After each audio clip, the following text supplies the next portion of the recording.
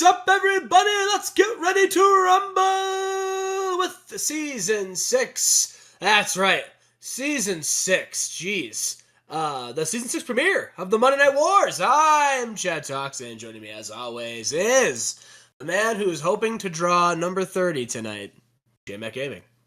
I have had the unluckiest draw tonight. I'm number one. I have the worst draw. I'm screwed. I'm not gonna You want to know a secret? You want me to tell you what my number I drew is? I thought you didn't even qualify for it. Oh, that's where you're wrong. I drew number 2. Oh, shit. All right. That's so much better than number 1. I like how that's always the talk. Like, number 1's the worst number to ever draw. You'll never win the Rumble if you're number 1. And like number 2's also, you're out there is just as long. So I don't they never make a deal about that. So, no, definitely not. Chad, we're coming into year 7 now of this save. This is, I think, the 6th Royal Rumble. And Lord, it only keeps getting bigger and bigger, and this might be the biggest Royal Rumble yet, Chad. This is the 2004 Royal Rumble live at the Joe Louis Arena in Detroit, Michigan. The Motor City. Someone will punch their crossed off where we're having our pay-per-view. Did you really have it for Detroit? No, I'm just kidding. Oh, man, that would have been so funny.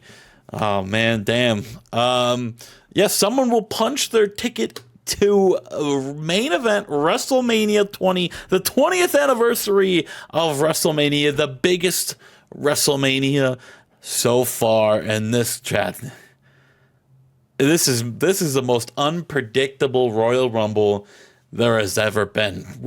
People could see Ric Flair coming in as the final dance and running the Royal Rumble last year. The Undertaker in 2002. Brock Lesnar, his first Royal Rumble, he dominated in 2001. 2000, we all knew the story of Shawn Stasiak came to a full, and he won the Royal Rumble in 2000. In 1999, oh my God, I looked at this. Who won in 99?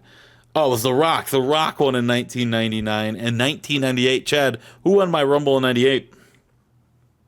The very first Rumble you ever ran? Yep. Let's see. I'm not expecting you to know this, but I just want to know if you could take a guess. Was it Ken Shamrock?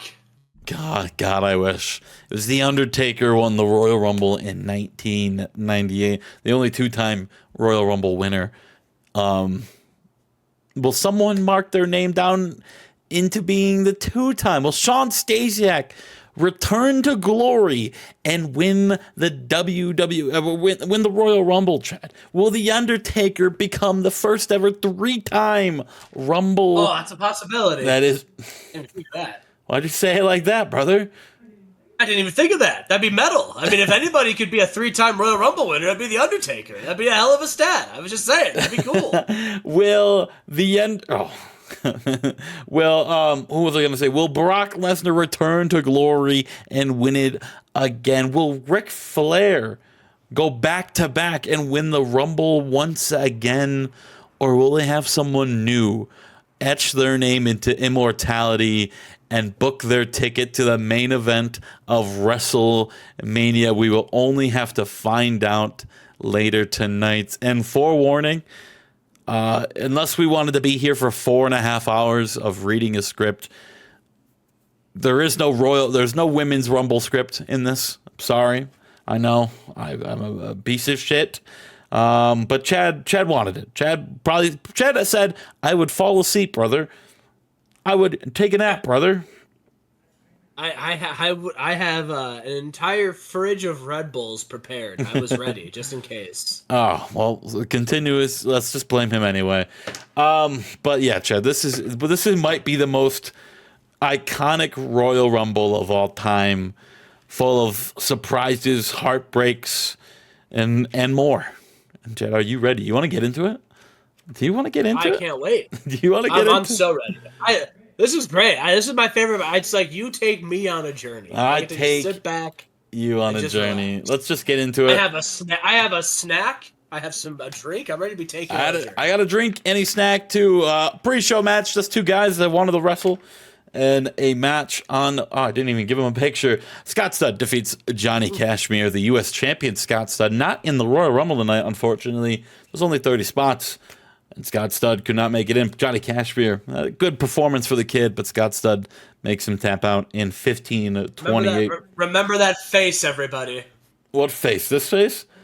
Remember the face of Cashmere, everybody. And our other pre-show match tonight, it is the pre-show Royal Rumble. We did not have it last year, but the year prior, Danny Basham won it. Chad, who's your pick to win the pre-show Royal Rumble? Danny Basham. I think he's going to win 2 in a row. Christopher Daniels gets it done tonight, Chad. Nice. In this match, we saw B.J. Whitmer, Carly Colon, Chris Devine, Dean Jamalowski, guys like El Hijo Del Santo, Frick Uzarian, Gene Okerlund. The fuck was... I was just clicking names. What is Gene Okerlund doing in here? Well, listen here, everybody. I'm here to compete in the pre-show battle. Has he not been on your show? Me, Gene's on my roster. What the fuck's he doing here? I don't know. Gene Snitsky. John, I'm so thrown off by Gene Okerlund being here. In the pre-show battle royal. Chris Daniels, though, gets it done. Listen, I was told WCW was having a pay-per-view in Detroit. I guess if they're not here, I'll just work the battle royal. Fuck it. Final four were, it was Daniels, Halihio, Del Santo, Fig, and Tommy Dreamer. Del Santo was the final elimination, and Tommy Dreamer got the most eliminations over the course of the match. Chad, I will add that this was just randomly generated on who won. So good for Christopher Daniels, former United States champion. So good to see Chris Daniels getting the win. We move on, though, Chad. It's the opening. We're getting right into it. Jim Ross and the commentating team of Jonathan Coachman and Michael Cole welcome you to Detroit, Michigan. And a lot of people have their eyes on tonight. We have the world champions of each specific brand. Triple H, your SmackDown champion. Jeff Jarrett, your Raw world champion. Eric Bischoff and Glenn Jacobs, your GM and assistant GM of SmackDown.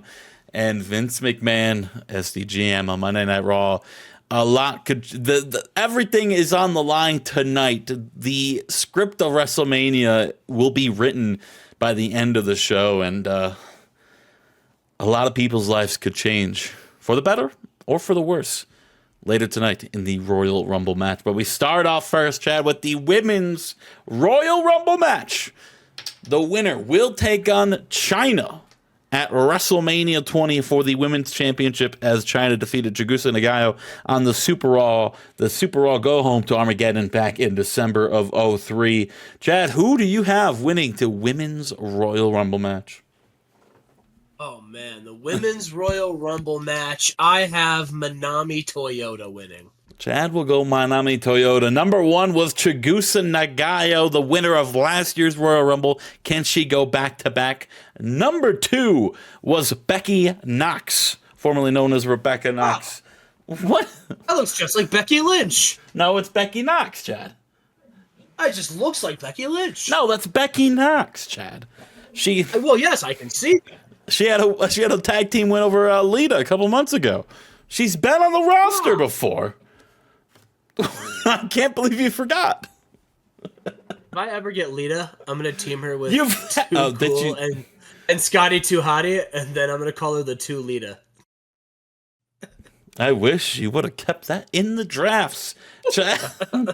Two Lita. Chad, in the winner of the Royal Rumble in the women's side is correct. Chad, it was Manami Toyota winning the Royal Rumble match. The final four were number one, number two, Chigusa Nagayo and Becky Knox, and fellow Rising Star member Cutie Suzuki. That was your final four, with Nagayo being the final elimination. Becky Knox was dominating this match as she was the most eliminations. She wasn't technically the longest survival time. I don't know why that's a thing. But yeah, Manami Toyota does it. Debut of Ruby Baker. Ruby Baker has made her debut. We see other girls like Akira Hakoto making her return back to the WWE after being away for 9 months after birthing a child. Allison Danger is here. Let's see, Bonnie Maxon, Hazel Joslin, Kana, Linda Miles. Okay, so there was one person Linda Miles. There was one person while I was booking the pre-show, Battle Royal, when I was scrolling through the mails. For some reason, Chad, we can go to roster real quick. Melina Perez is a male. So that is why she's never been in a women's match, because she's never been filtered in there, and I just now realized that. How do we fix that? I'm gonna edit it after this. Also, she manages Shannon Moore. No, she doesn't. How do I? Not anymore. She don't. How do we? Okay, it doesn't matter right now. It doesn't matter. We continue the show. China and Toyota. That's the most important thing going on right now. China and Toyota stare down. This could be the biggest women's match of all time. Two former WCW people, women's champions, fighting at a WrestleMania. Why is Nova in here? Nova. People in the Joe Louis Arena love Nova. Nova. Jun Akiyama is coming out to the ring. He's got the final feud with Chris Hero tonight, a rivalry that spawns back months. We have to go back to Chris Hero becoming the legend killer, going after guys like Gene Okerlund, Sergeant Slaughter, and Ricky Steamboat, taking them out after wrestling them. Jun Akiyama, though, was also taken out by Chris Hero. And then a few months ago at SummerSlam, Jun Akiyama made his return back to the ring. Survivor Series, we saw the first match between Akiyama and Chris Hero. It was a hard-hitting grudge match, but we saw Chris Hero walk out the winner after some shenanigans by the bodyguard Orlando Jordan. Will that be the same tonight, Chad? Because it's no holds barred. It's Chris Hero, the Cult of Hero, him and Orlando Jordan taking on, I guess, Jun Akiyama and Nova. It's not a tag team match. It's one-on-one. It's Hero. It's Akiyama. No holds barred. Who do you got? That's a sick picture of Chris Hero. And I also am going to pick Chris Hero. Yeah, I decided to get away from the GIF style photos for a little bit for WWE. There's more. I have more. I don't have Photoshop right now, to be honest with you. And there's just more options for pictures when the big zoomed in, or the big zoomed in photos. So until I get Photoshop where I can turn this picture right here, you see this picture of Chris Hero, until I can turn them into a GIF style photo where it shows the company around it at the same time. We're just going to go with this, and I'll probably go change WCW pictures after the pay-per-view as well. Unless Chad wants them. Chad's photo organization on his roster is all over the place, so we'll figure it out. No, I'm down to go back to that. Like, because I always just look for whatever is a cool picture. I go, that's the one. Bloop. Cult of Hero, Chris Hero against Jun Akiyama, no holds barred match, Chad. These guys, they don't like each other. Chris Hero put Jun Akiyama on their shelf for months, Chad. We saw even on the last year's Royal Rumble card, it was Akiyama fighting for the World Championship. This guy's been a main event guy before, and he got put on the shelf for months after Chris Hero's deadly and dastardly attack. These guys just go at it. The finish, though, Chad,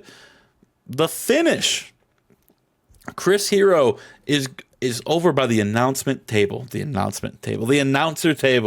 and he's going to put Jun Akiyama through the table with his patented sit down pile driver. The pile driver that has killed plenty of legends' careers.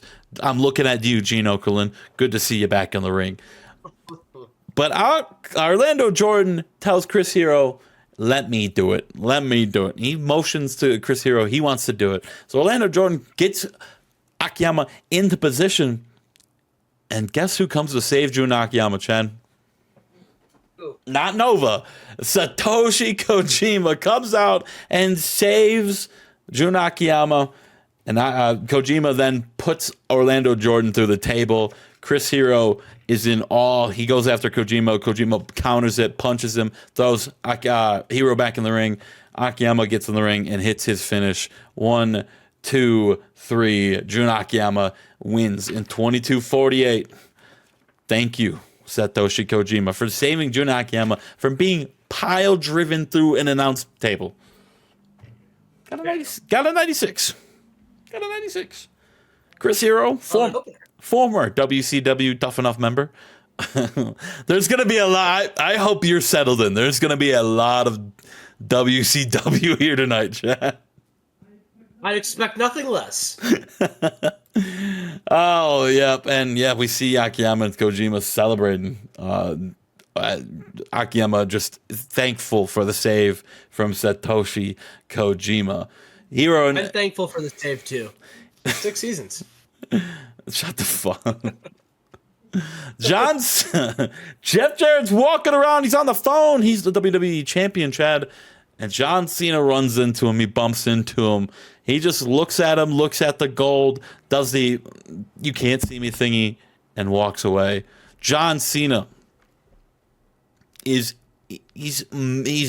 laser focused on winning the Royal Rumble tonight and walking into WrestleMania and taking that belt off of Jeff Jarrett.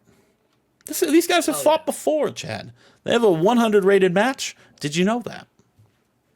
I did not. Actually, no, I did know that. Yeah, there was a United States title match at Armageddon 2001 or 2, one of the two. Don't remember the year, but it was a match. Next segment. Oh, here we go. It's the tribal family warfare, Chad. Francisco Aguero might not be in the family and he might not be in the match tonight, but he's walking down to the ring with Chavo, Eddie, and Hector Guerrero. It's the Guerreros tonight, Chad, and Chavo told Teddy Hart a couple weeks ago on Monday Night Raw, do what you can. Get whatever heart you want. It will not be enough.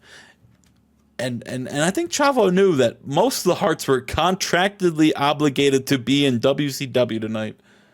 Oh, rumors were running rapid, though. But Teddy Hart says he has brought some backup, Chad. He did not come alone. The hearts, no matter what, family is over business. And out comes Jim Neidhart and Owen Hart. Owen Hart and Jim Neidhart are here to back up Teddy Hart. Let's go whoop some ass, boys. The family warfare. It's the Harts. It's the Guerreros. Coming off of a pretty successful tag run in the Battlebowl. That is correct. Hey, Owen Hart working both shows now, Chad. Probably not happy about that. Good thing you didn't give the battle. The workhorse. Good thing you didn't give the Battlebowl opportunity to Owen Hart, because you would have not been happy about that. Owen Hart, Jim Neidhart, Owen Hart now working a lot of companies. He's working Ring of Honor. He's working WCW. He is working here tonight. He's with his boy Teddy Hart. Who do you got, Chad? The Harts or the Guerreros? Oh, I got the Hearts. You got the Hearts, Chad, in a bloody match. Teddy Hart, torn rotator cuff. That's probably the worst injury we could have had here, because that doesn't sound good at all. Not at all. The Guerreros win because an injury to Teddy Hart meant an audible had to be called, and the Guerreros... Oh, no. Fuck! The referee called an X. Eddie Guerrero hits him with a frog splash. They have to wrap it up quickly. That's the match. The Guerreros continue. Oh no, Teddy Hart is... he had a 97 and got hurt. Holy shit. Good for him. Holy moly, Hector Guerrero 48. Owen Hart 81. Jim Neidhart 58. Hector Guerrero a 48 because he was getting tired out there. Yeah. Hopefully it was not a botch. If Hector Guerrero came in here and hurt Teddy Hart, I will light him on fire. Okay, thought it was. Oh, he's no, just he a little. was close. He's just. Yeah, I heard, That's what I thought it was too. I thought he did too. Sure. I thought he was like, this one is for the family. Tears Teddy Hart's rotator. Triple H backstage tells Kurt Angle when Kurt, they're best friends. Triple H Of course. may have stepped over him and beat him at Survivor Series to win the vacated WWE Championship, but they're best friends. And Triple H, he tells Angle when you win the Royal Rumble tonight and you walk in the Mania and you defeat the Raw champion, and I beat Undertaker tonight to retain my belt and beat whoever I retain my belt at Mania, we're both going to be walking out of WrestleMania as world champions. And Kurt Angle's like, I like that, Hunter. And they walk off into the sunset together. Triple H and Undertaker, world title on the line later tonight, Chad. Later tonight. But we up first. Oh, I forgot. There's no booking because it's an insane asylum match, Chad. Oh. One of these men will be trapped in the insane asylum forever because therapy, it's just not enough. Chris Jericho has been trying desperately to put down this nut job of Chad Collier, but he just won't go down. He's a lunatic. He's a freak of nature. And now it has resulted into fighting in this insane asylum match. Loser will not leave, Chad. The loser is stuck there in the asylum. And Chris Jericho made Chad Collier tap out. Chad Collier is stuck in the insane asylum. Damn. Right where he belongs, I will say. He has been saying some off-the-wall shit lately, and I don't agree with it. Chad. Hashtag free Chad. I forgot because this wasn't technically a match. There was no entrances, so I forgot to book a little promo, a little entrance for the two guys.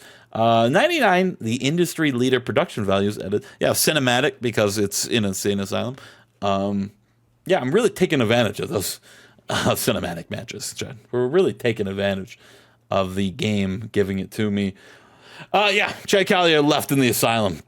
What is next for him? What is next for Chris Jericho? Because this is, he went to hell in this feud with Chad Collier, but he walks out happy, he walks out healthy, and he walks out victorious.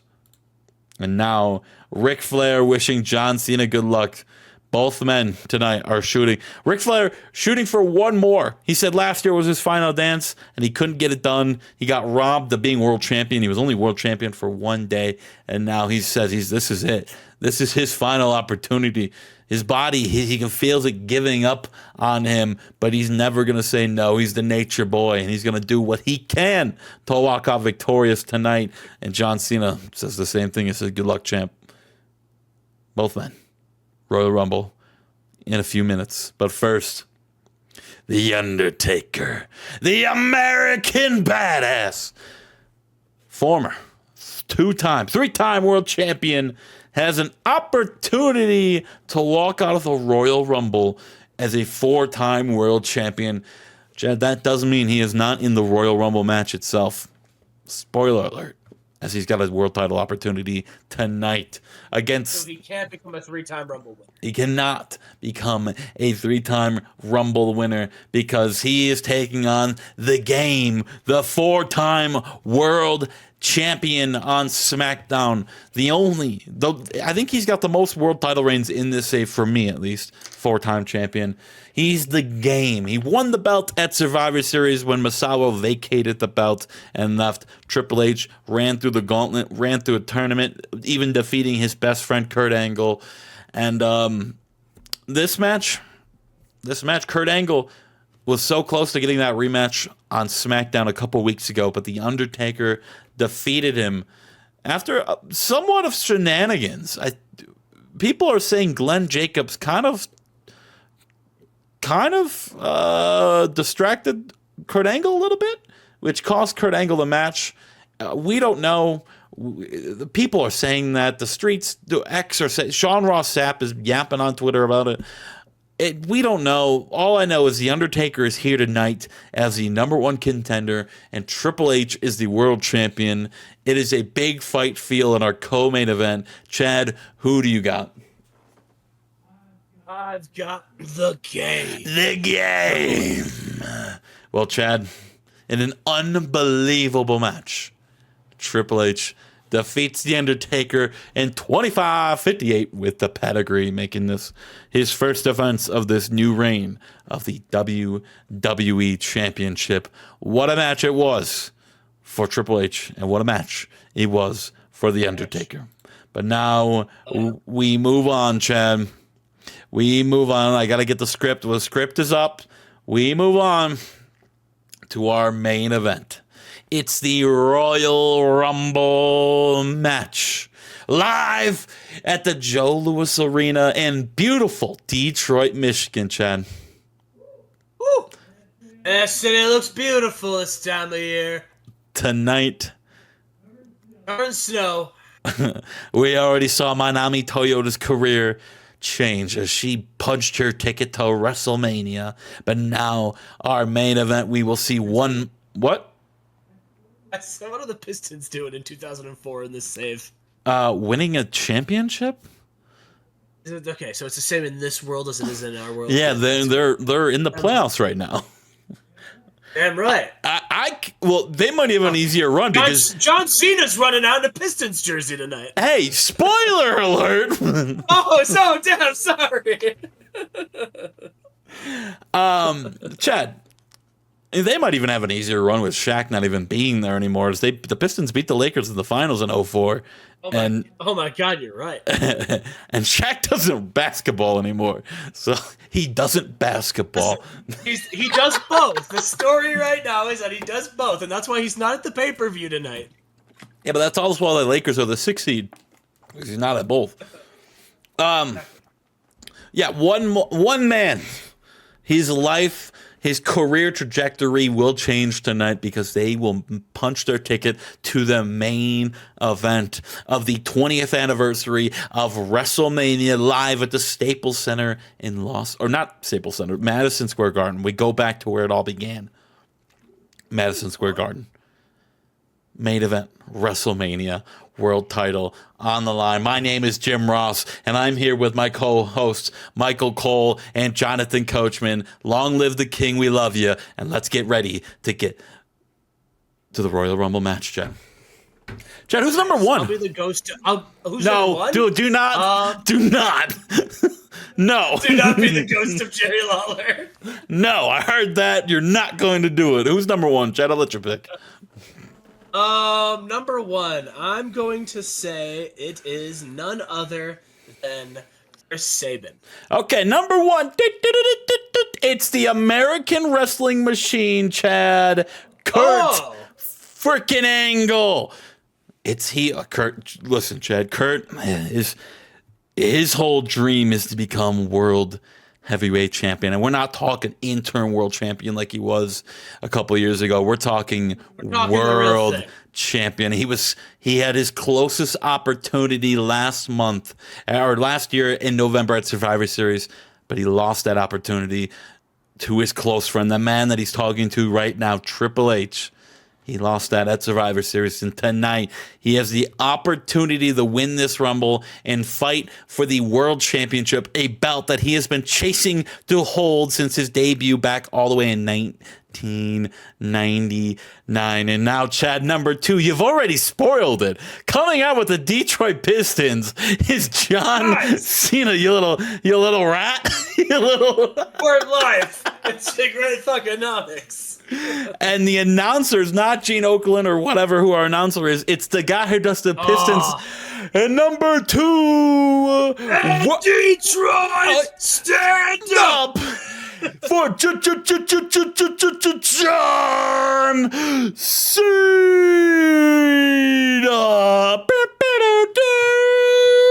The young kid from Monday Night Raw. He's had opportunity after opportunity. The same story could be told about Kurt Angle to John Cena. He's had multiple shots. He substituted for Stone Cold to take on the Undertaker when Stone Cold did his dumb shit back in the day. He fought for the world championship then. He fought for the world championship last year with Jeff Jarrett. He just can't get it done. And this is the same. He has the same desire as Kurt Angle. He wants to be the world championship. Both men are the ring, Chad. The future of WWE is in the ring to start the Monday Night Raw, start the Royal Rumble, Chad, and then ding ding ding, here we go, Chad. Who do you got in this match? First off, it doesn't matter who you got. These two entire Royal Rumble. You don't even know who's in it. These two start by grappling. Kurt Angle starts. He overpowers John Cena. Gets behind him, hits him with a little suplex, and John Cena kind of brushes it off. He's like, all right, I see you. I see a big fella. Cena gets elbow and collar, or collar and elbow, gets it, does the same thing, grapples him and overpowers Angle. The fans love this. These two are going back and forth. These two men put moves on each other. Bah, bah, bah. One more grapple comes in. John Cena, 3. They hear the counter, Chad. Count down with them. 5, 4, 3, 2, 1. Number 3 is these two men let go of each other because music we have not heard in WWE hits the arena speakers. Number 3. Coming down from the rafters. It's the Icon. It's Sting. Sting is here. In the He's at. They're watching it at Battlebowl right now. Like, oh my, what the fuck? What's he doing? I thought he was under contract with us. What's he doing over there? He comes down to the ring from the rafters, bat in hand. Oh my God! In his iconic white and black face paint. And has a stare down with John Cena. It's WCW's past versus WWE's future. It's going down here in the 2004 Motor City Royal Rumble. And Sting goes right at him, takes it to both men, hitting a flying clothesline in Cena after he tosses him into the corner. Or he tosses Cena in the corner and then tosses Kurt Angle back in the corner. He goes, ooh, and hits the Stinger splash on both men. Sting is standing alone in the ring as the fans are losing their mind here in Detroit, Michigan. As number 4. Holy shit. Holy shit. Holy shit. Number 4 coming out now, Chad, and it's the Iceman, Dean Malenko. The former Intercontinental Champion and 2-time Tag Team Champion here in the WWE is coming down to the ring. And who's waiting for him? That piece of shit. I'm joking. The Icon Sting. These two men, Chad, little did you know, have had a match before. Did you know that? In this safe, they've had a match? Yes. There's going to be a lot of this. Before Dean left WCW back in 1999, these two had a singles match where Sting retained his United States Championship over Malenko at Halloween Havoc 1999. The history is there, and Dean understands that because he runs right back at him into the ring, and Sting ducks him, and he grabs him. He's got him in reverse. Got him from behind and hits the Scorpion Death Drop on Dean. The fans are losing it. He's hit his big moves. He grabs his body and dumps Dean Malenko over the top rope. See ya, buddy. You're out of here quick. Go to the shower. Coming, Dean. Sting gets the first elimination of the night. Who had that on their bingo card? I bet nobody. Number 5 is coming down to the ring, and it's another man who's had matches with Sting in WCW. It's William Regal. I'm just a man. Just a man. Such a man. Regal, actually, Chad, is 2-0 over Sting in singles action in WCW. Who would have thought? Yeah. Who would have thought? And Regal, Regal considers Sting one of his most respected competitors he's ever stepped in the ring with.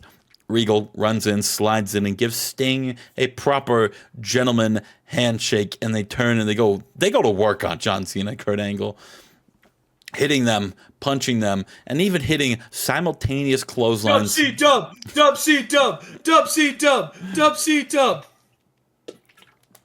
Unbelievable. The history is there. And so was the respect.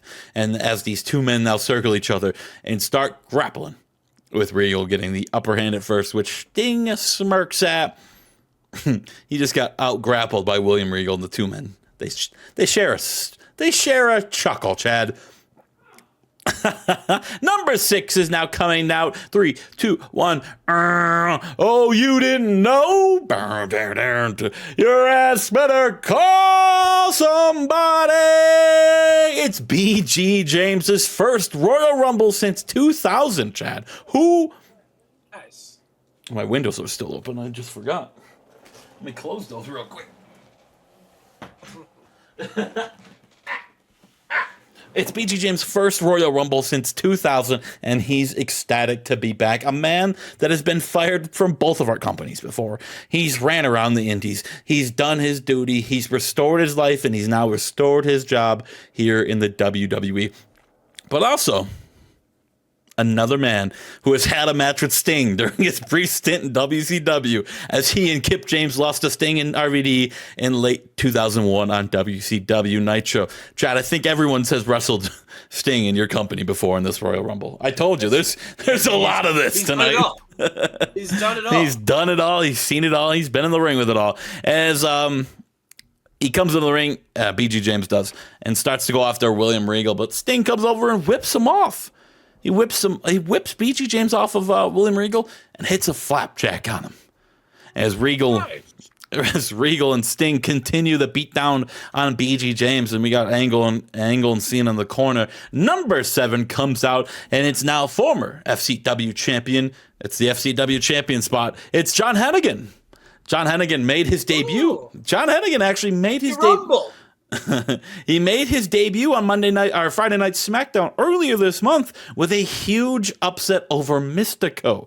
His mixture of speed and technical wrestling with his insane body and good looks is something we haven't seen before in here at the WWE. We haven't seen someone this quick, someone this good, and someone as sexy as John Hennigan.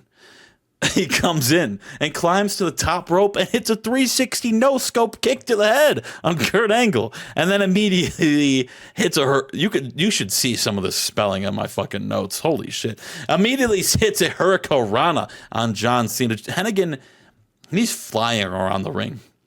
He even hits a springboard DDT on William Regal as well. The future is bright as Hennigan looks like a absolute star. But the countdown begins again. 3, 2, 1. And it's the bodyguard, Orlando Jordan. We saw... Oh, here we go. We saw Orlando Jordan get involved earlier tonight after he got slammed through a table by Satoshi Kojima during the Chris Hero Jun Akiyama match. And Orlando Jordan is milking it. He takes his sweet dear time limping to the ring. He's bandaged up all over his body. He's wearing a neck brace. He is acting hurt. But ever since joining the Cult of Hero, Jordan's stock has risen, you know? But tonight was truly his first bump in the road. Jordan eventually limps down to the announcer's table and pushes Jonathan Coachman out of his chair and takes his seat. What a piece of shit. What an absolute piece of shit. It doesn't matter, though, because his lounging around doesn't last long, because number 9 comes out, Chad, and guess who it is? It's Satoshi Kojima.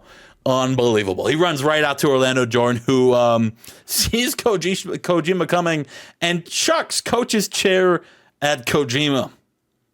What a bastard. But Kojima, being quick on his feet, catches it and throws it back at Orlando Jordan, hitting him right in the head and hurting his neck even more. Unfortunately, the recoil of the chair off of Orlando Jordan's noggin causes the chair to fly in the air and hit Jonathan Coachman as well. And he is later taken out of the arena by the ambulance. He is hurt. Kojima slides Orlando Jordan in the ring. And then Kojima slides into the ring himself to finish Orlando Jordan off. But Orlando Jordan, quick on his feet, clotheslines Kojima out of the ring before he can, as soon as he stands up. And Kojima is your second elimination here tonight. Orlando Jordan eliminates Satoshi Kojima. Jordan has There's a thank you chair. There's a thank you chair chat in the crowd. After, Coach B goes out. Kojima has 0 time to celebrate as John Hennigan jumps off the middle rope in the middle of the ring off the top. It's like a weird springboard from one side of the ring to the other. It's crazy. I don't know how to describe it, but he jumps bing bong and dumps Orlando Jordan out with a springboard drop kick. So John Hennigan has eliminated Orlando Jordan, and Jordan is not happy about that as he starts selling his neck some more. And Kojima is licking his lips and beats Orlando Jordan, and they brawl back to the they brawl back to the backstage area.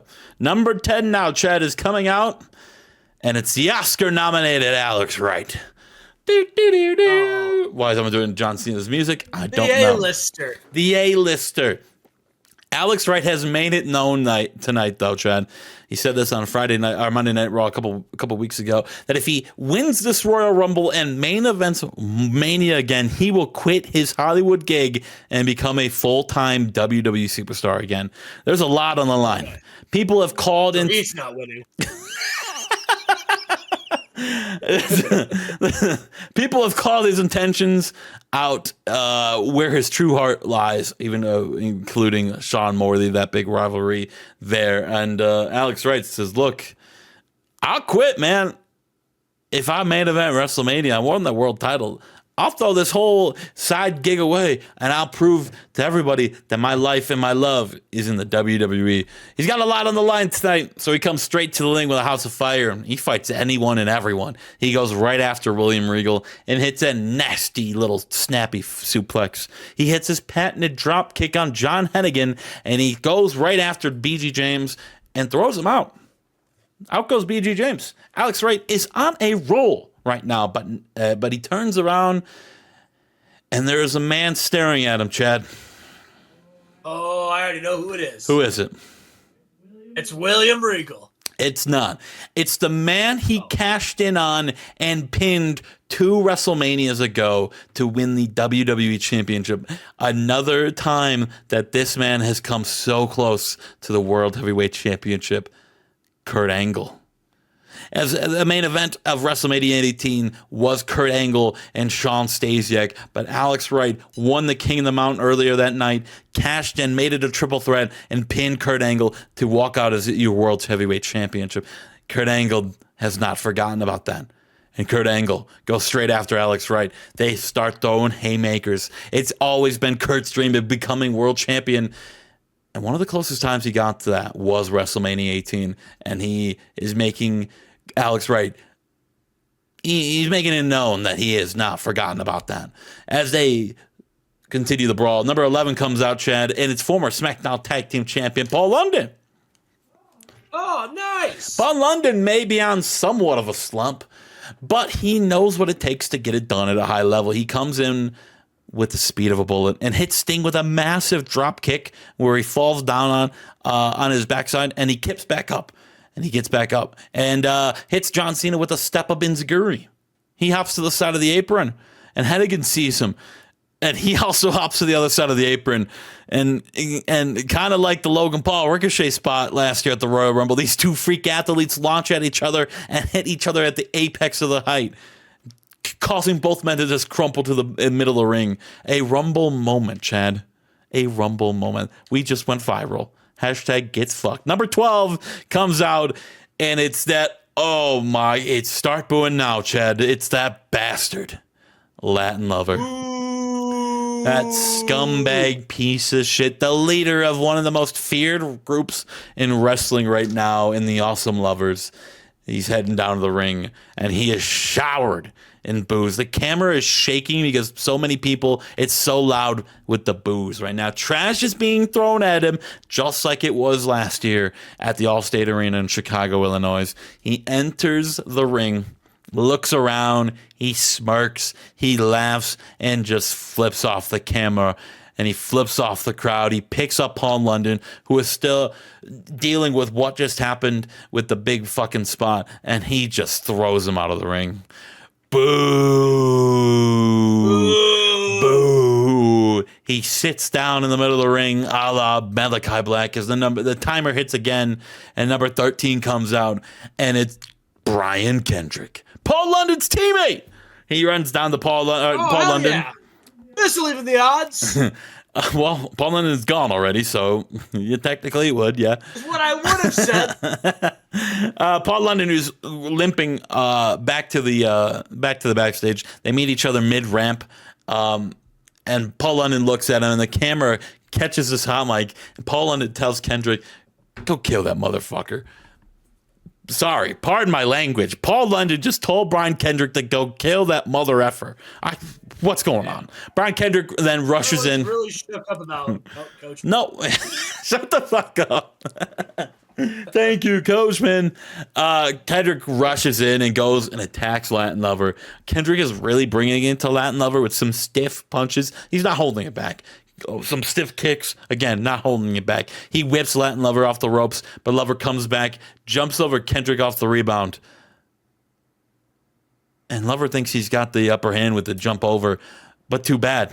Because Hennigan catches Latin Lover with a drop kick while Lover is still in midair with the jump over. He jumps over him, and Hennigan catches him with a drop kick at the same exact time. Hennigan now holds down Latin Lover and motions to Brian Kendrick. He says, do it. He's doing the spin. He's like motioning to hit a spin because Brian Kendrick's finishing move is the 450 splash.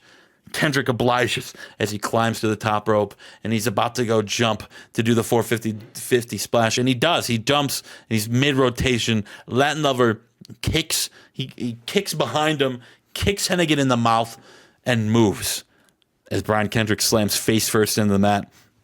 Latin Lover picks him up and dumps Brian Kendrick out as well. Sorry, boys. You can't beat Latin Lover. Sorry, boys. Can do it.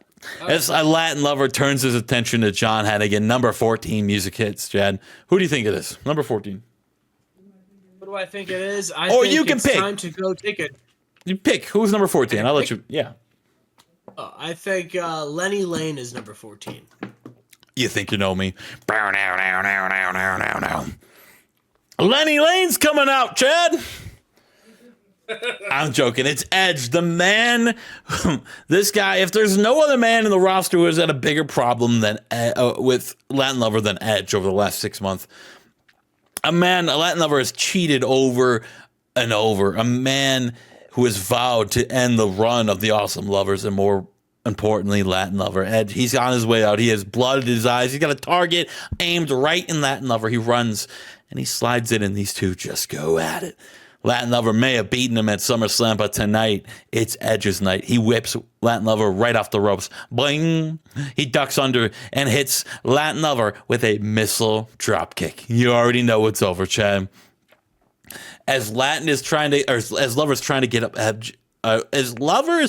up, Edge is in the corner, begging, egging Latin Lover to get to his feet, and as Lover does, Edge rushes across this ring and hits Lover with the spear. The first time we've seen the spear in this save. Edge picks him up and dumps Latin Lover out of the ring. Latin Lover has been eliminated, and the fans can breathe, and they cheer because Latin Lover will not win the Royal Rumble. Cena and Angle are still fighting in the corner. Sting is laid out, catching his breath. Alex Wright is in the middle of the ring, and number 15 comes out, Chad, and it's the Messiah, Sean Morley. Oh, the Messiah. Morley has been yapping for the last few months about where Alex Wright's true intentions lie.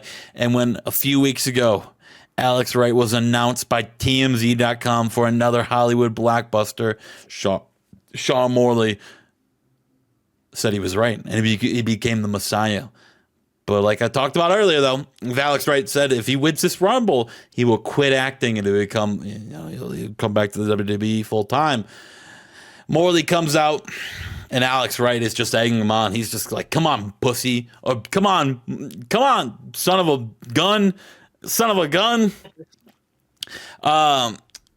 Morley just walks around the ring though, and he just waits his out. He doesn't need to rush into the ring. He doesn't need to get in there. As Alex Wright's just following him around, just waiting, and then Kurt Angle comes over and clubs Alex right in the head. He's like, "Oh yeah, you're still here." Just hits him in the back of the head, and that's the timing Morley needs as he pushes Angle out of the way and starts stomping down on Alex Wright. Angle doesn't take too kind of this and starts fighting Sean Morley over to the corner. Sting drop kicks Regal as the timer hits 0. Sting's the only one left. He's standing tall. Number 16 comes out and it's, "Make some noise! X-Pac, break your ass! X-Pac is back in the WWE, Chad." Oh, has X-Pac had a singles match with Sting? The former WCW Cruiserweight Champion and 2-time WWF Tag Team Champion has been thriving in Mexico and in AAA. He is currently the AAA World Middleweight Champion. He slides in and is customary with any other former WCW guys, has a stare down with Sting.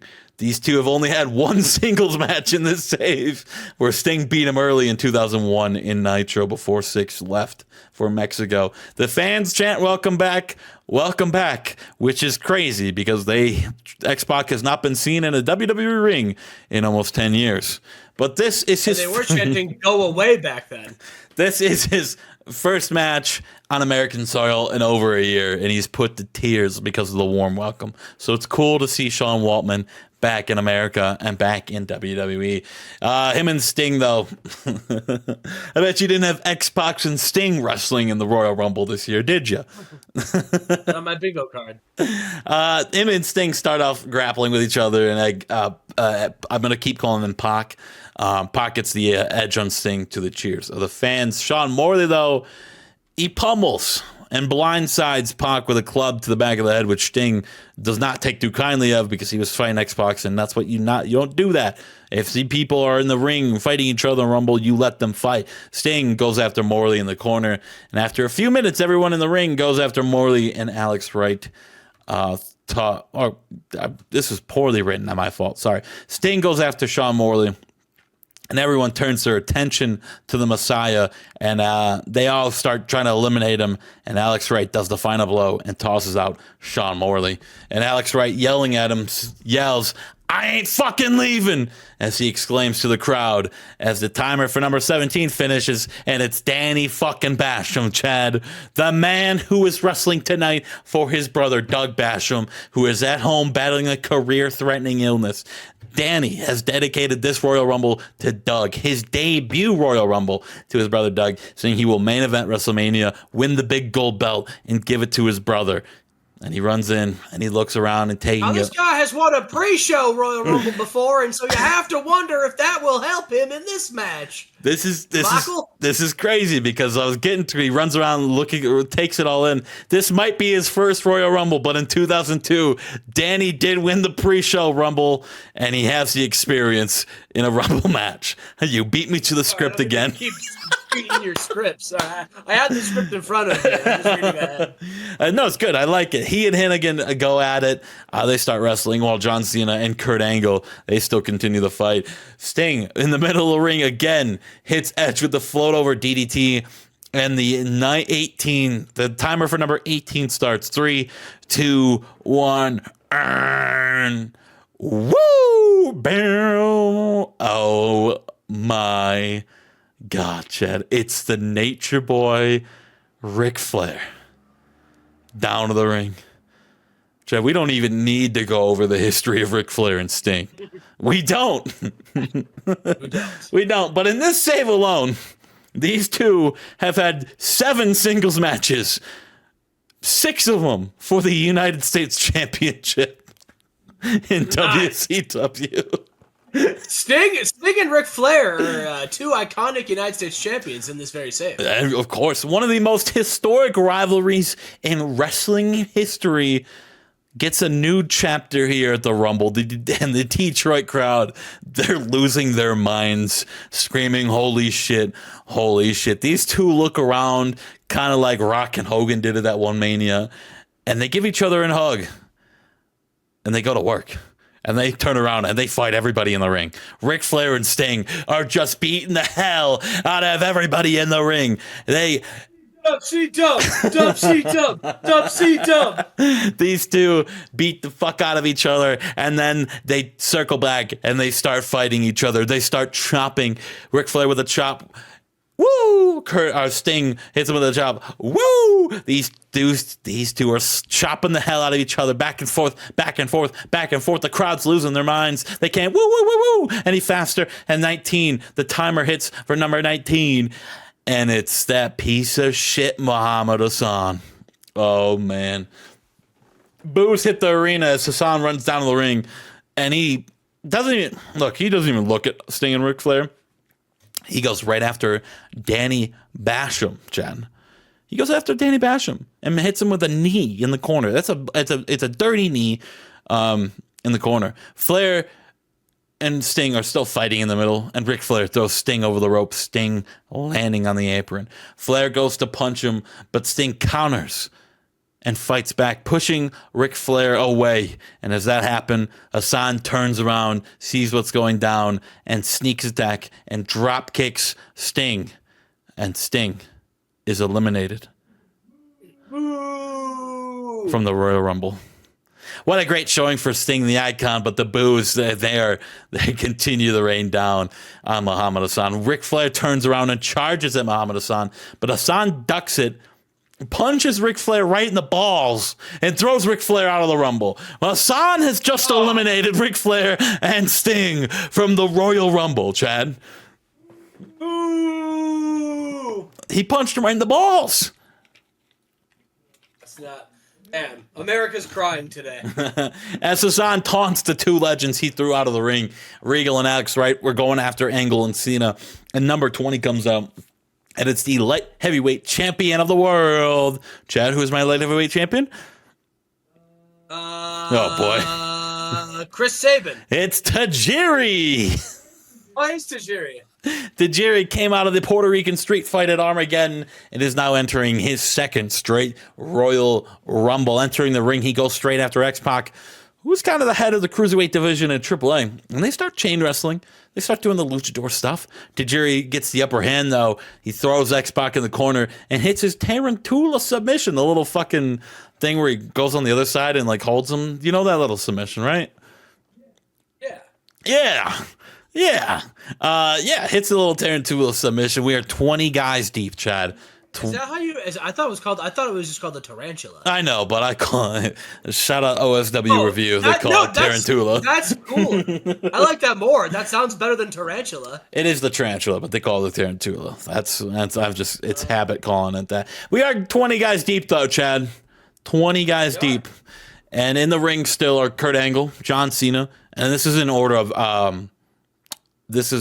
of entering when they entered. So it's Kurt Angle, John Cena, William Regal, John Hennigan, Alex Wright, Edge, X-Pac, Danny Basham, Muhammad Hassan, and Tajiri. And number 21's coming out, Chad, and it's the wrestling god, John Bradshaw Layfield. ABL.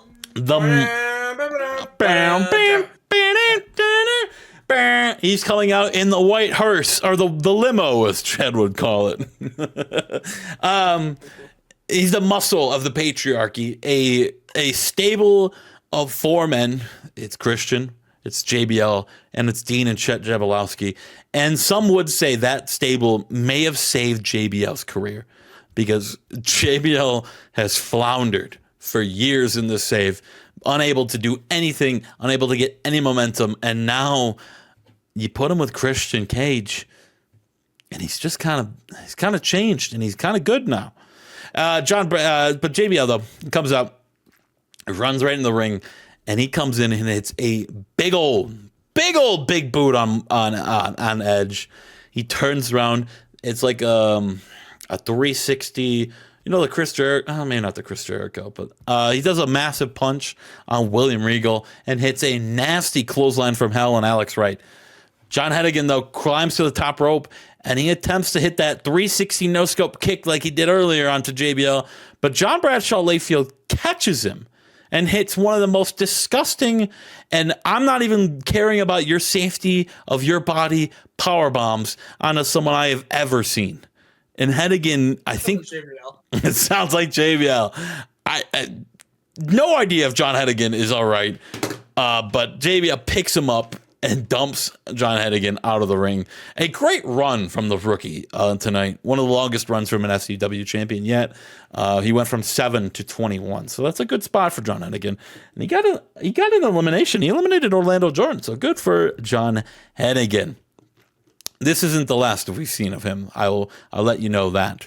John Bradshaw then just turns around and dumps over to Jiri as well. So John Bradshaw, two quick eliminations here.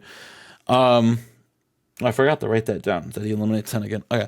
But number 22, Chad, he's coming out, and it's a newcomer to the Royal Rumble. And Chad, and it's someone who's a newcomer to WWE itself. He, in this Save It Is, in real life, he had a few matches in WWE. He's most known for the Brawl for All. But tonight, it's Dr. Death, Steve fucking Williams, is here in the Royal Rumble. What's up? Has he had a one-on-one match with Sting? He has not had a one-on-one match with Sting. This badass motherfucker has been wrecking havoc in Japan ever since the Save It started, but he has turned his attention to wrecking havoc in the number one wrestling company in the world, WWE. And he enters the ring and with hesitation goes after the other big man in the ring, John Bradshaw Layfield. These two big men just start throwing punches with each other, just trying to outmuscle each other. And a different reality, Chad, these two men were both in the Brawl for All. But now, in this reality, they're just beating the piss out of each other tonight. Meanwhile, Hassan is going after William Regal and Edge in the corner, and Alex Wright was fighting with Kurt Angle alongside John Cena as number 23 comes out during the two big meaty men are fighting. And it's gosh darn Christian. It's the leader of the patriarchy, Christian Cage. And he runs out and he clobbers Dr. Death from behind, but that doesn't really faze the big man from Japan who turns around to face Christian. But Christian, he's a dirty piece of shit, Chad. And he pokes his eyes. He just jumps up and pokes Dr. Death's eyes. And Dr. Death's like, oh, fuck. And he turns around, blinded, and John Bradshaw, already bouncing off the ropes, hits the big man with the clothesline from hell. And those two men dump out Dr. Death. Sorry, Dr. Death. We'll see you again next year. Thanks for coming, Dr. Death. But Christian, he's a son of a bitch. He's a son of a bitch.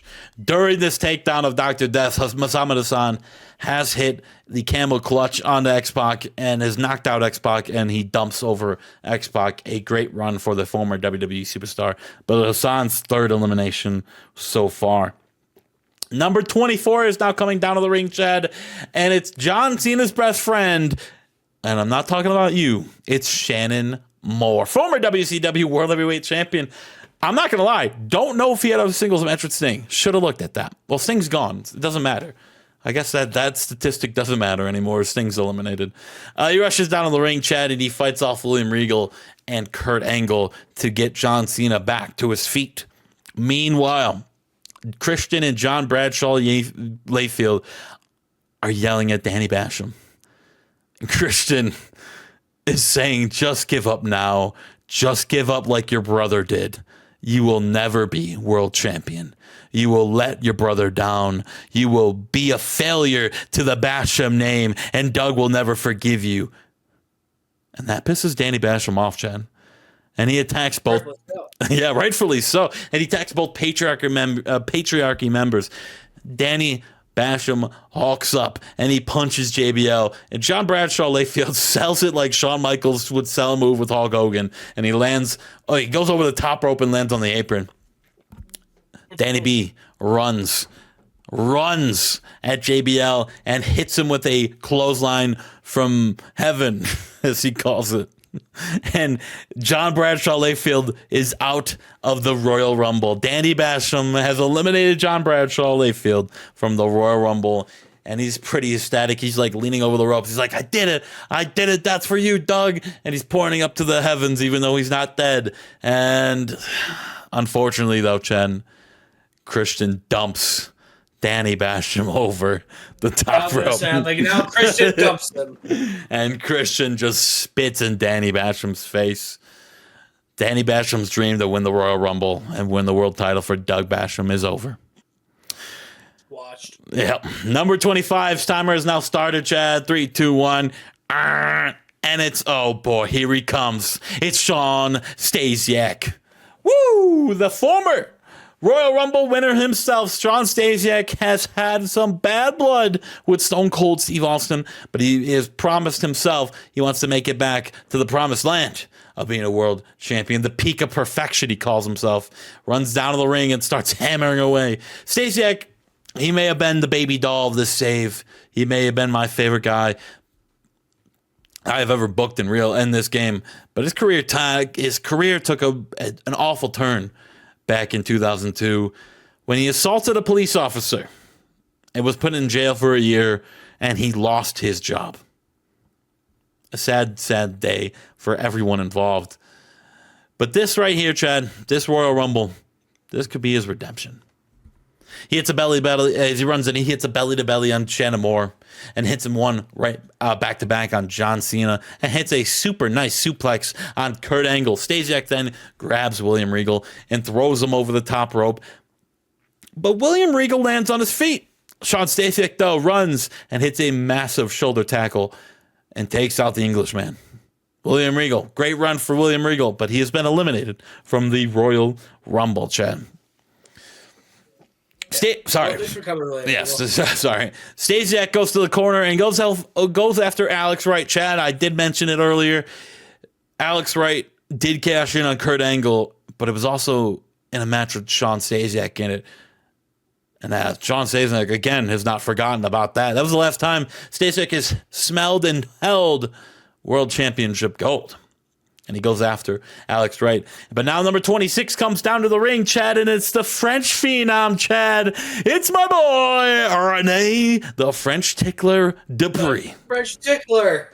It's tickle time. It's tickle time, baby. Rene has been on a roll as of late, even taking Jeff Jarrett to the limit last month, competing for the World Heavyweight Championship. But tonight could be the night where he becomes he could be the youngest ever Royal Rumble winner. He's only 20 years old. Let me remind you, 20 years old. He goes over after Christian, who's in the corner, and brings him in the middle of the ring and hits the Rene or the Dupree driver. Sorry, not the Rene driver, the Dupree driver. He's about to do the French tickler, but Edge looks over at him, and Edge says, "Let me do it. I want to join him and do the French tickler together." Edge and Rene, weird team, but they've tagged a few times over the last few weeks. Back in December, they teamed together with William Regal to defeat the Awesome Lovers in a 3-on-3 match. The high of hitting the tickler doesn't last that long, though, Chad. What a sentence that is.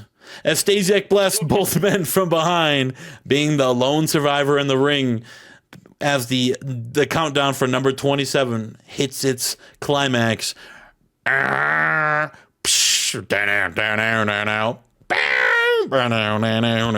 It's Stone Cold Steve Austin is number 27. Hell yeah! Stone Cold! Stone Cold! Stone Cold! A man who hasn't entered the Royal Rumble since 2001. A man that hasn't won the Rumble since 1997. The man that hasn't even been around the World Heavyweight Championship title picture since 2002. And a man that has been dealing with a scandal revolving him being the leader of a drug smuggling operation. A man who likes Stasiak, a man that he's standing across the ring with, lost it all. A man that is also on his redemption arc to get back to his rightful place at the top of the throne. Stone Cold runs down the ring and starts going to war with Shawn Stasiak, throwing bows with the man that tried to correct the rattlesnake. Remember a few months ago, Stasiak was trying to put him in a fucking scared straight program, basically trying to get him back on track. And so you can't keep Stone Cold away from beer too long because he snapped and attacked Shawn Stasiak. These two men do not like each other, and you can see it with every stiff punch thrown here.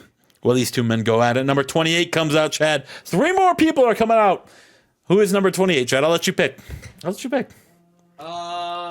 see. I'm gonna say it's Hacksaw Jim Duggan.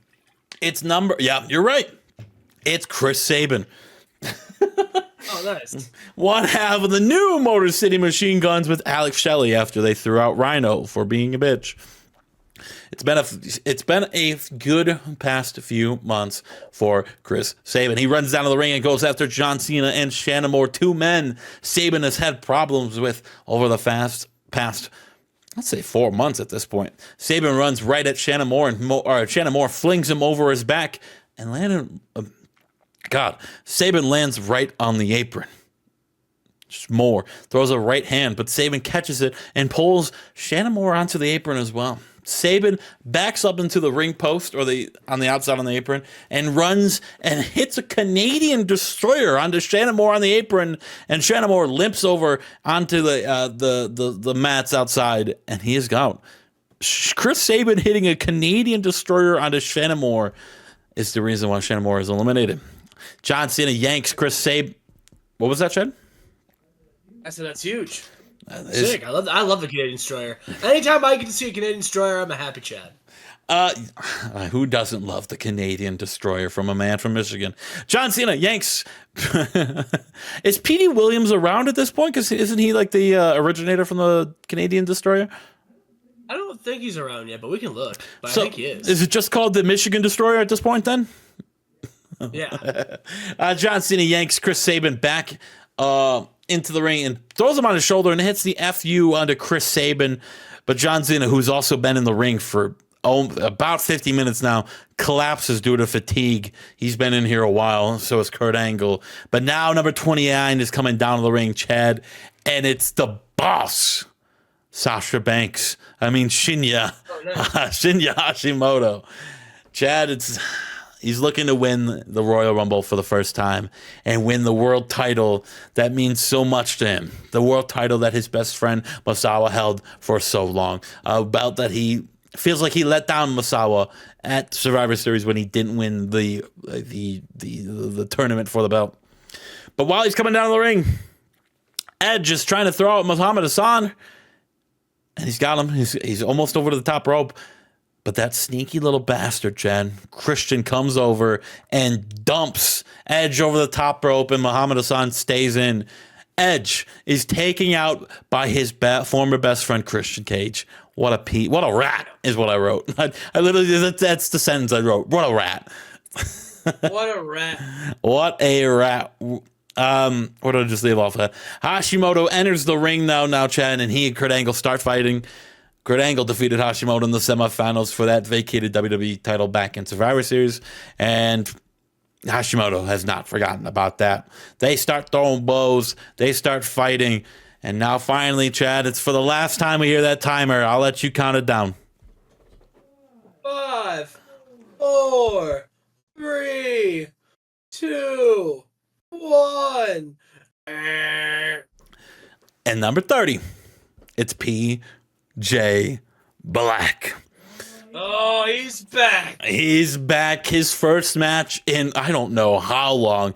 He has had one of the most wild years anyone has ever had in any WWE sanction, brother. He has traveled across the country looking for his fiancée, Stephanie McMahon, the daughter of Vince McMahon, who was eventually found to be kidnapped by her own brother Shane because he wanted the relationship to suffer. He didn't like PJ Black, and what better way to ruin a relationship than kidnap your sister? Shane has some explaining to do, Chad. He's gone through some mental warfare, PJ Black, but now it feels like for the first time in a while he's ring ready, and he is number 30 in the Royal Rumble. And he is down to the ring. And unbelievably, Chad, now we have 11 people left in this match. 11 people are left. Who do you got? Who do you got, Chad? There's 11 people. It doesn't matter who you got. Because I don't care. I do care. I don't care. John Cena and Kurt Angle have now been in the ring for almost an hour, though. Almost an hour. John Cena continues to go after Chris Sabin, though. He was unsuccessful on capitalizing on the earlier FU. As he grabs Chris Sabin, he hits another one and hits the FU on Chris Sabin and picks him up and dumps Chris Sabin out of the ring. See ya, buddy. Final 10. Final 10, Chad. We're here. The end of the road is near. Sean Stasiak and Steve Austin are still fighting each other. And Stasiak goes for it.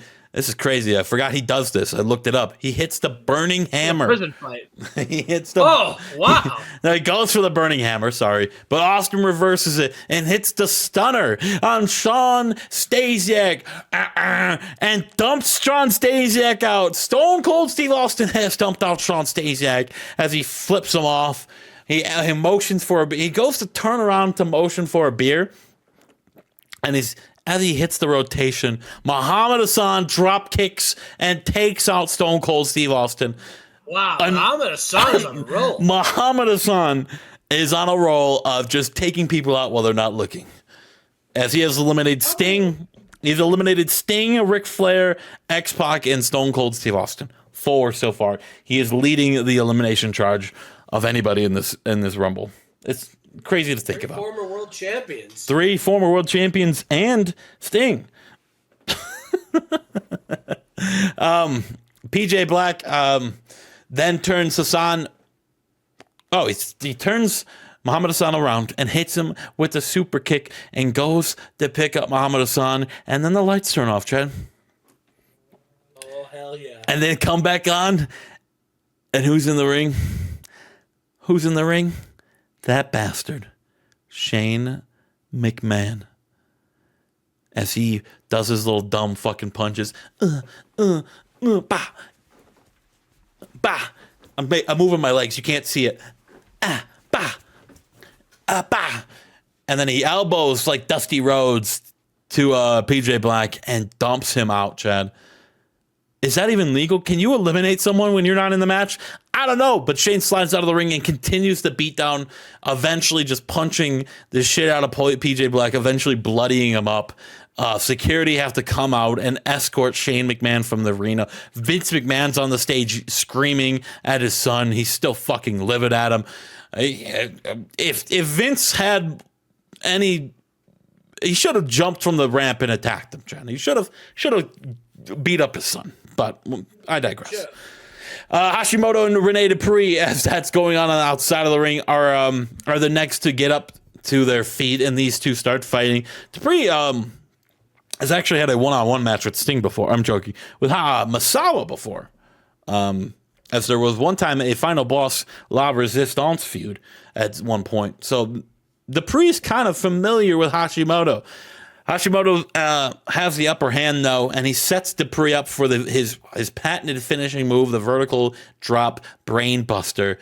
But Shinya's marching him around on his, like, he's got him picked up. He's marching around with Dupree in his arms, kind of like Goldberg does, until Renee wiggles out his way out of he wriggles his way out of it, and turns Hashimoto around, hits him with the surprise Dupree driver. Renee quickly picks up Shinya Hashimoto and dumps him out. Holy shit, Rene Dupree has eliminated the boss, Shinya Hashimoto. Muhammad Hassan runs straight at Rene Dupree, trying to take advantage again of this guy not paying attention. And Rene Dupree reverses it. Sorry for my pause right there. Rene Dupree reverses it, Chad, and eliminates Muhammad Hassan. Wow. Rene Dupree with 2 quick eliminations, and that makes us down to our final 5. We got to give Muhammad Hassan the credit. Final 6 for Muhammad Hassan, but we are down to our final 5. Kurt Angle, John Cena, Alex Wright, Christian, and Rene Dupree. One of these men are going to WrestleMania, Chad. Who would have thought? Who would have thought? These 5 men are all up at the same time now. They all get up slowly, and they start circling around the ring. Cena and Angle, they kind of been fighting all match. They continue that in the corner as Dupree and Wright start fighting with Christian Cage. Alex Wright, though, takes out Christian Cage and grabs Dupree and throws him in the corner, and he's trying to eliminate him, trying to throw him out in the corner. Alex Wright, though, he stops. Okay, so this is what happened. Alex Wright, throws Rene Dupree in the corner, and as he's marching over there to Rene Dupree to go eliminate him, he stops, and he looks at the WrestleMania sign, and he sees the big opportunity of him quitting his side gig and just being a world champion full time again. And he stops for that split second. and gets blindsided by Christian Cage. Christian Cage Oh, yeah. dumps Alex right out of the ring. Get out of here. Go back to Hollywood. Christian Cage, that is his third elimination. Puts him in second place now with most eliminations. But the bigger story here is that Alex Wright's dream of fighting for the world championship in his full-time gig here is once again over. He is going back to Hollywood, whether I like it or not. Christian laughs in his face as he leans over a little to taunt Alex Wright. He's laughing at him. Ha ha! That comes to backfire Christian as Alex Wright, or Kurt, not Alex Wright, Kurt Angle dumps Christian Cage out. Chad, we're here at our final three. Oh. We're here at our final three. Rene Dupree, John Cena, Kurt Angle. Three of the youngest talents WWE has are in the ring with the main event of the biggest WrestleMania yet on the line. Rene Dupree and John Cena start going at it. As John Cena gets the upper hand and he takes out Rene Dupree. Angle comes in and then he takes out John Cena. As that happens, Rene Dupree gets back up and then takes out Kurt Angle simultaneously. They take each other out, and all three men are out at the same time. The Michigan crowd, they love every minute of this battle here. Rene Dupree and Kurt Angle are the first two up, and Angle throws Rene Dupree over the top rope and he lands on the apron. And he blocks the initial, sorry, that's a weird sentence, but he blocks the first initial punch from Kurt Angle. Rene walks over and starts to climb the top rope, and he jumps off and hits a diving leg drop onto a hunched over Kurt Angle. Rene, you can do it. He gets up, but John Cena grabs him and turns him around. He does the "you can't see me" and slams down Kurt Angle. He hits Dupree. He hits the 5-knuckle shuffle on Rene and then picks him up, hits the FU, and dumps out Rene Dupree. What a battle from the French Phenom. Final three for the 20-year-old. But now, Chad, we end... The two that started it or the two that end it? We end the same way that we started. Kurt Angle and John Cena. The future of the company, hell, the future of professional wrestling is in this ring right now. Both men slowly rise to their feet with the crowd rising and getting louder with them. Everybody in attendance knows they are witnessing history tonight. Who will book their ticket to the granddaddy of them all, the 20th anniversary of WrestleMania? Cena throws the first punch and Kurt Angle answers with his own. Both men start slugging away. We are 70 minutes deep now. Both men are setting records of longest tenure in the Royal Rumble. The fatigue is kicking in. You could see the energy draining from both men as each punch is thrown. John Cena, though, he gets the upper hand. Former teammates, Chad, now opponents. John Cena gets the upper hand and loads up Kurt Angle onto the shoulder, looking for the FU. He walks over to the rope with Kurt Angle on his shoulder. He's going to try to FU Kurt Angle over the ropes.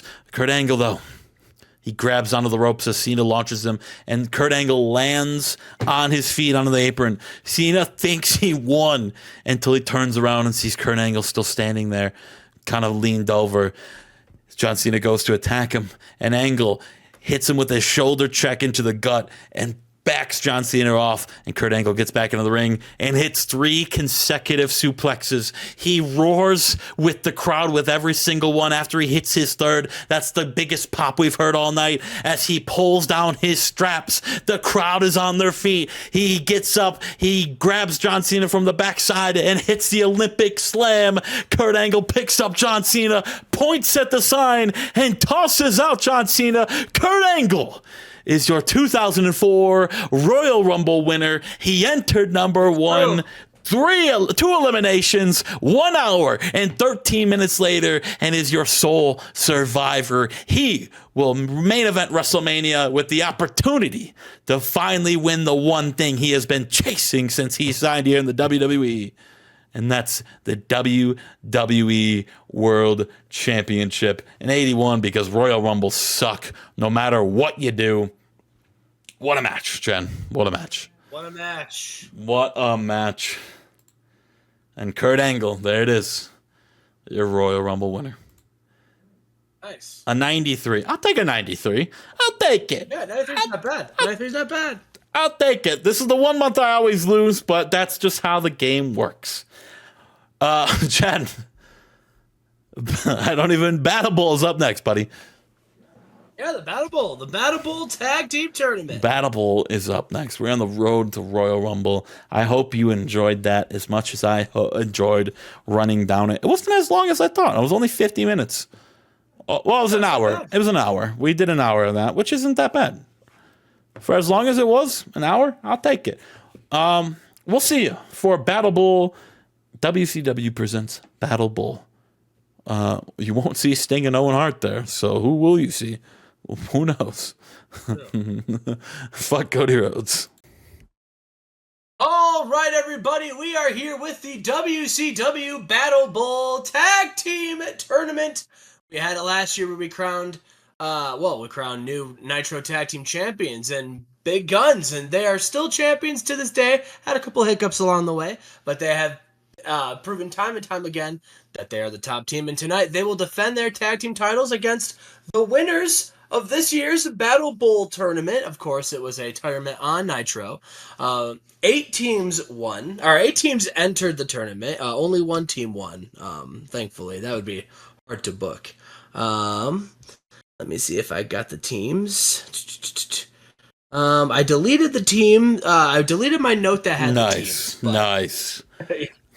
Yes. There was like Raven and Terry Funk was a team. Yeah, Raven and Terry Funk were a team. There was obviously the winners, which were, of course, Abyss and Ken Shamrock. 2 men who hate each other. Minoru Suzuki and Owen Hart. Suzuki and Owen Hart. Fuck, what were the other teams? Should I go down show history and just look, or do you not care? Sure. Yeah, you can go to show history and look if you want. I don't mind. Who else did we have here? We got the entire well, it'd be on Nitro. Yep. So of course, yeah, we see here Terry Funk and Raven defeated Sandman and Rod Simmons. Dos Caros Jr. Yes, and Octagon defeated the Hurricane and Super Dragon. And then of course, Abyss and Ken Shamrock defeated Crash Holly and Stan Hansen. Stan, of course, an epic team. And the last team, A-Train and Lash LaRue. Yes, we did the entire. That was the whole first round. So that was all 8 teams. Yeah, that was Battlebowl. And yeah, 1 team stood tall, and it was, of course, Abyss. Oh, it was on this one, wasn't it? Shamrock. There it is. Yeah. Yep. Oh, you made it titles. Okay. All right. Let's get into the show now, Chad. Let's get into the show. Yes, let's get into the show. We have, of course, everybody, don't adjust your television sets. That's Sid Vicious. And, of course, Lex Luger. Lex had to go take care of Flex Express business. And so he said, but don't worry, you're in good hands. There's somebody who's going to keep an eye on you. And Sid Vicious came back.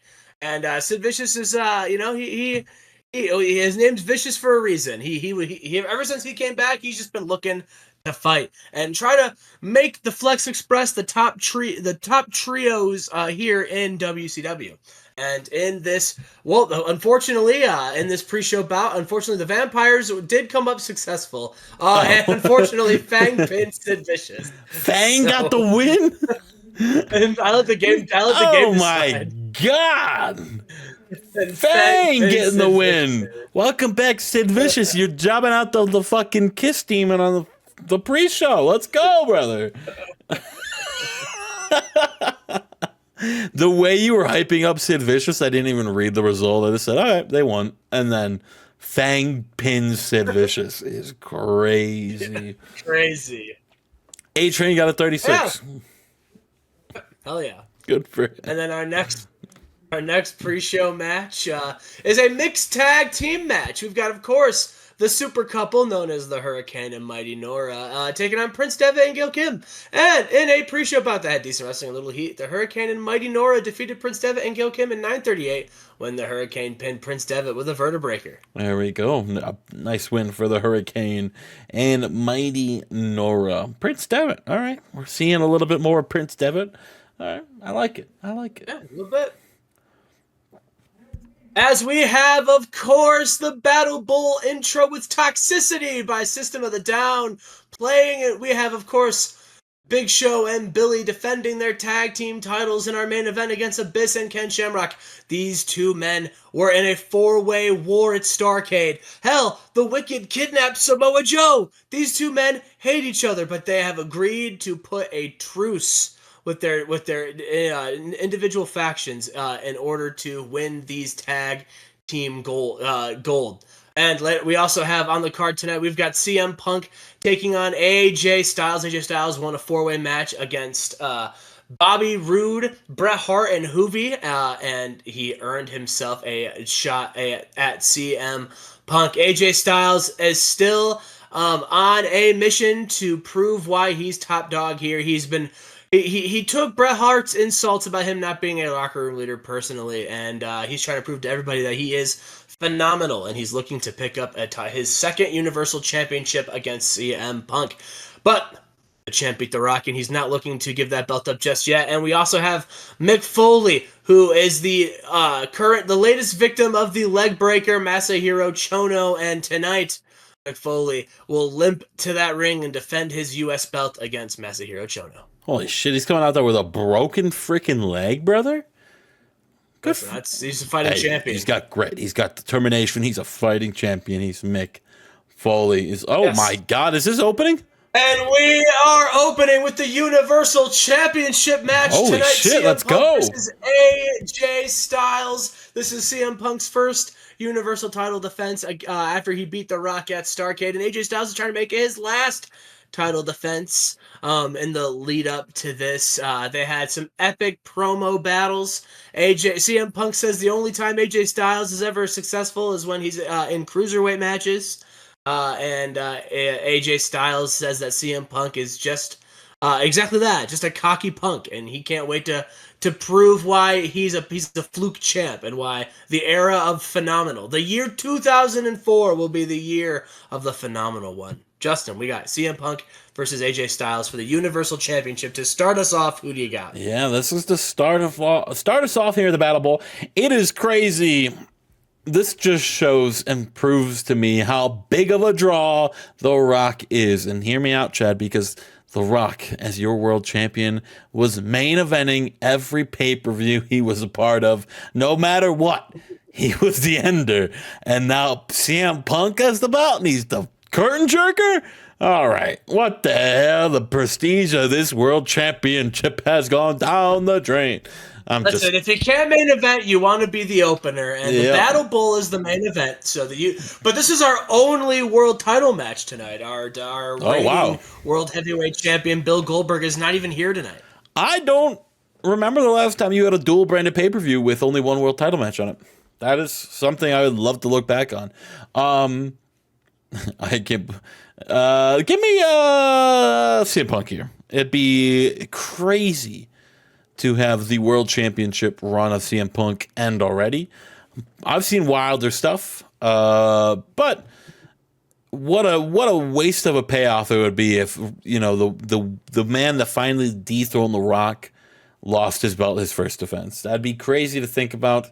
It'd be like Cody Rhodes losing his belt on his first defense. Do not spoil Backlash. I still have not watched it. I don't know. AJ Styles could have beat him. Wait, that was AJ. Oh my God, it was AJ Styles on both ideas. Give me AJ Styles here, Jed. All right, listen. I'm joking. Justin's picking AJ Styles. I'm joking. It's CM Punk, baby. Yeah. Oh, you want me to hit next segment? Oh, I thought you were going to the segment. Yeah, you can go ahead and hit the next segment. And in an exceptional match, a 95 opener, a hell of a way to kick us off. CM Punk defeats AJ Styles in 21-16 with an arm triangle choke. CM Punk makes defense number 2 of the WCW Universal title. Makes his defense number. Did he defend it on Nitro? Oh, I forgot. There was some controversy in this 4-way. So AJ Styles pinned Bobby Roode, but it was reviewed on the next week that Bobby Roode's shoulder was up, and so AJ Styles was like, "Sorry, ref decision's final. That's them the break. Sorry." CM Punk said, "If you were really phenomenal, you would allow Bobby Roode a rematch, and AJ Styles said, and if you were a fighting champ, you just defend your title tonight against Bobby Roode. And CM Punk said, you know what? You're right. And then he said, Bobby Roode, I'll see you tonight. And then CM Punk beat him. All right, so I would have changed my answer if I knew this was defense number 2 of the belt, Chad. I feel like I got bamboozled there. You pulled the rug under my feet, Chad. I can't believe you did me dirty like that. I will remember that. I will remember that. That's good. I hope so. We move on. Yes, we move on, and while that's happening, Canyon's music hits. Mr. Money in the Bank is here, and he comes down to the ring, and he just stares at CM Punk. Nah, he's not cashing in, but he just wants CM Punk to know that he's here, he's watching him, and just like, and you know what, and Goldberg not being here, that just means the target on CM Punk is even bigger.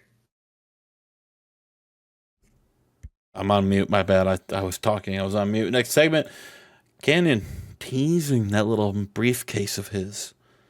Is he going to cash in tonight? Well, probably not now, but when? Probably not. I mean, I think it's a safe bet to assume he would not do it now. Breaking news! Jeremy Borash! We have reported Jeremy Borash has found Lash LaRue taken out backstage, and stuck inside Lash LaRue's back is a baseball bat wrapped in barbed wire, stuck to the back. Oh God! Lash LaRue. Jeremy Borash. Oh my God! Is he dead? Listen, I don't want to point fingers at anybody, but I mean that's one of the patented weapons of the Wicked. I know they have a truce. I don't know. Back to you. We need to get some medical attention for Lash LaRue. Yeah, I think he's dead, but Jeremy Borash here. I think Lash LaRue is dead. Back to you. Breaking news. I found a dead body here in Seattle, Washington. It resembles the body of Lash LaRue. I cannot tell if it is him, but he is fucked. Back to you. Quick, someone flip him over. I can confirm it's Lash LaRue. Yep, that is him. Back to you, Don. Oh no! Oh shit! Here we go. On to our next match. So of course, Roddy Piper asked for a personal leave from Thunder general managership. Yeah, so, that was it. So WCW needed to fill the spot, so they've decided to give the interim general manager spot to Teddy Long. And Teddy Long came out and said, "Holla, holla, holla, playa! Teddy Long is here on Thunder." And you know what? And while he was talking and hyping up the crowd and saying how finally this show is going to be good, Johnny Swinger showed up, the ESPN champion, and he said this show is always good because it's got the best in-ring action in the world, and these fans want to see more wrestling and less talking from Teddy Long. And then Teddy Long said, well, you know what, playa, tonight you're going to go one-on-one against the understudy, playa. And so Johnny Swinger did go one-on-one against the understudy. And then after that match, he was attacked by the returning Idol. Ah. Then after that match, yes, of course. And then, Teddy Long, he loves booking tag team matches. Johnny Swinger recruited the help of Bobby Roode to even the odds here, and Teddy Long booked them in a tag team match, to which the Idol and the understudy cheated to win. And then Teddy Long said, "Well, since these two men have won, you know what, playa? Let's put the ESPN title on the line." And he said, "But you know what? I'm a generous GM, and even though Bobby Roode doesn't deserve to be in this match, I'll let him be in a four-way match, just because I can tell the people of Seattle love Bobby Roode, and I'm a fair GM." And he booked a four-way match for the ESPN Championship tonight. We got Bobby Roode taking on Johnny Swinger, taking on the Idol, taking on the understudy. Justin, who you got? I'm going to go with the man in this match. Is it for the belt? It is for the belt. Oh, man, never mind. I don't know what I do here. I was going to go... Before realizing it was for the belt, I was going to go with the man who was just 2 weeks ago fighting for the World Heavyweight Championship, the Universal Belt. It'd be asinine to not pick Bobby Roode here, but if with the belt on the line, I'm picking Johnny Swinger here. Any other situation, Bobby Roode would be my pick, as he would just went with feuding with CM Punk and fighting in the ring alongside Bret Hart to being alongside the understudy. So I'm going to go Swinger because the belt's on the line. If not, it's Bobby Roode, but I'm going Swinger. Nice. Well, Justin, as we move on to the next segment, you'll see that in a decent match, the Idol defeated the understudy, Wow. Bobby Roode and Johnny Swinger, when the Idol pinned Bobby Roode Bobby with Roode a golden sucks. ticket after a Teddy Long interference. Okay, never mind. He doesn't suck as much now. Yes, the Idol wins the ESPN title. Johnny Swinger was not pinned. However, those are the breaks. We have a new ESPN champion, and his name is the Idol. Now, Johnny Swinger, he retained the TV title, which was named the ESPN title, at Starrcade, and now he loses it a month later at Battlebowl. That is a tough break for the rising star of ECW. Let's see how this guy comes back. ECW? For ECW. For WCW. What the hell? What the Listen, hell? come hooker by crook, we got a new ESPN champion, and his name is the Idol. We have a new ECW or WCW ESPN champion. It is the Idol. We move on to the next segment. As we move on to the next segment, we see Teddy Long, the Idol, and the understudy in the ring celebrating. Yeah, as they do. Oh, boy. Abyss is backstage, and Ken Shamrock says, "Abyss, what in the hell was that?" And Abyss just kind of looks at him and doesn't say anything. And he says, "Oh, don't play dumb with me. Listen. We made a truce. All right, we made a truce that the Wicked and my dojo, we wouldn't come after each other until we won the tag team titles. And now, Lash LaRue is on his way to the hospital with a baseball bat with barbed wire stuck in his back. They're saying he might not even live. Abyss, what's going on?" And Abyss, a man of few words, he looks at Shamrock and he says, "I didn't do that. The Wicked didn't do that. We made a truce. And tonight, we win the tag titles." And then he looks at Ken Shamrock and he says, "And if we don't, then next week on Nitro, we can kill each other." And then Abyss walks away. We got Abyss and Ken Shamrock taking on the big guns for the tag titles later tonight. And the question is, can these two coexist? I don't know. They're gonna kill each other if they don't win. Well, it's fun. Yeah, I don't know why this reminded me of that when you said they're gonna kiss each other, but in the build-up leading up to this, I forgot to say.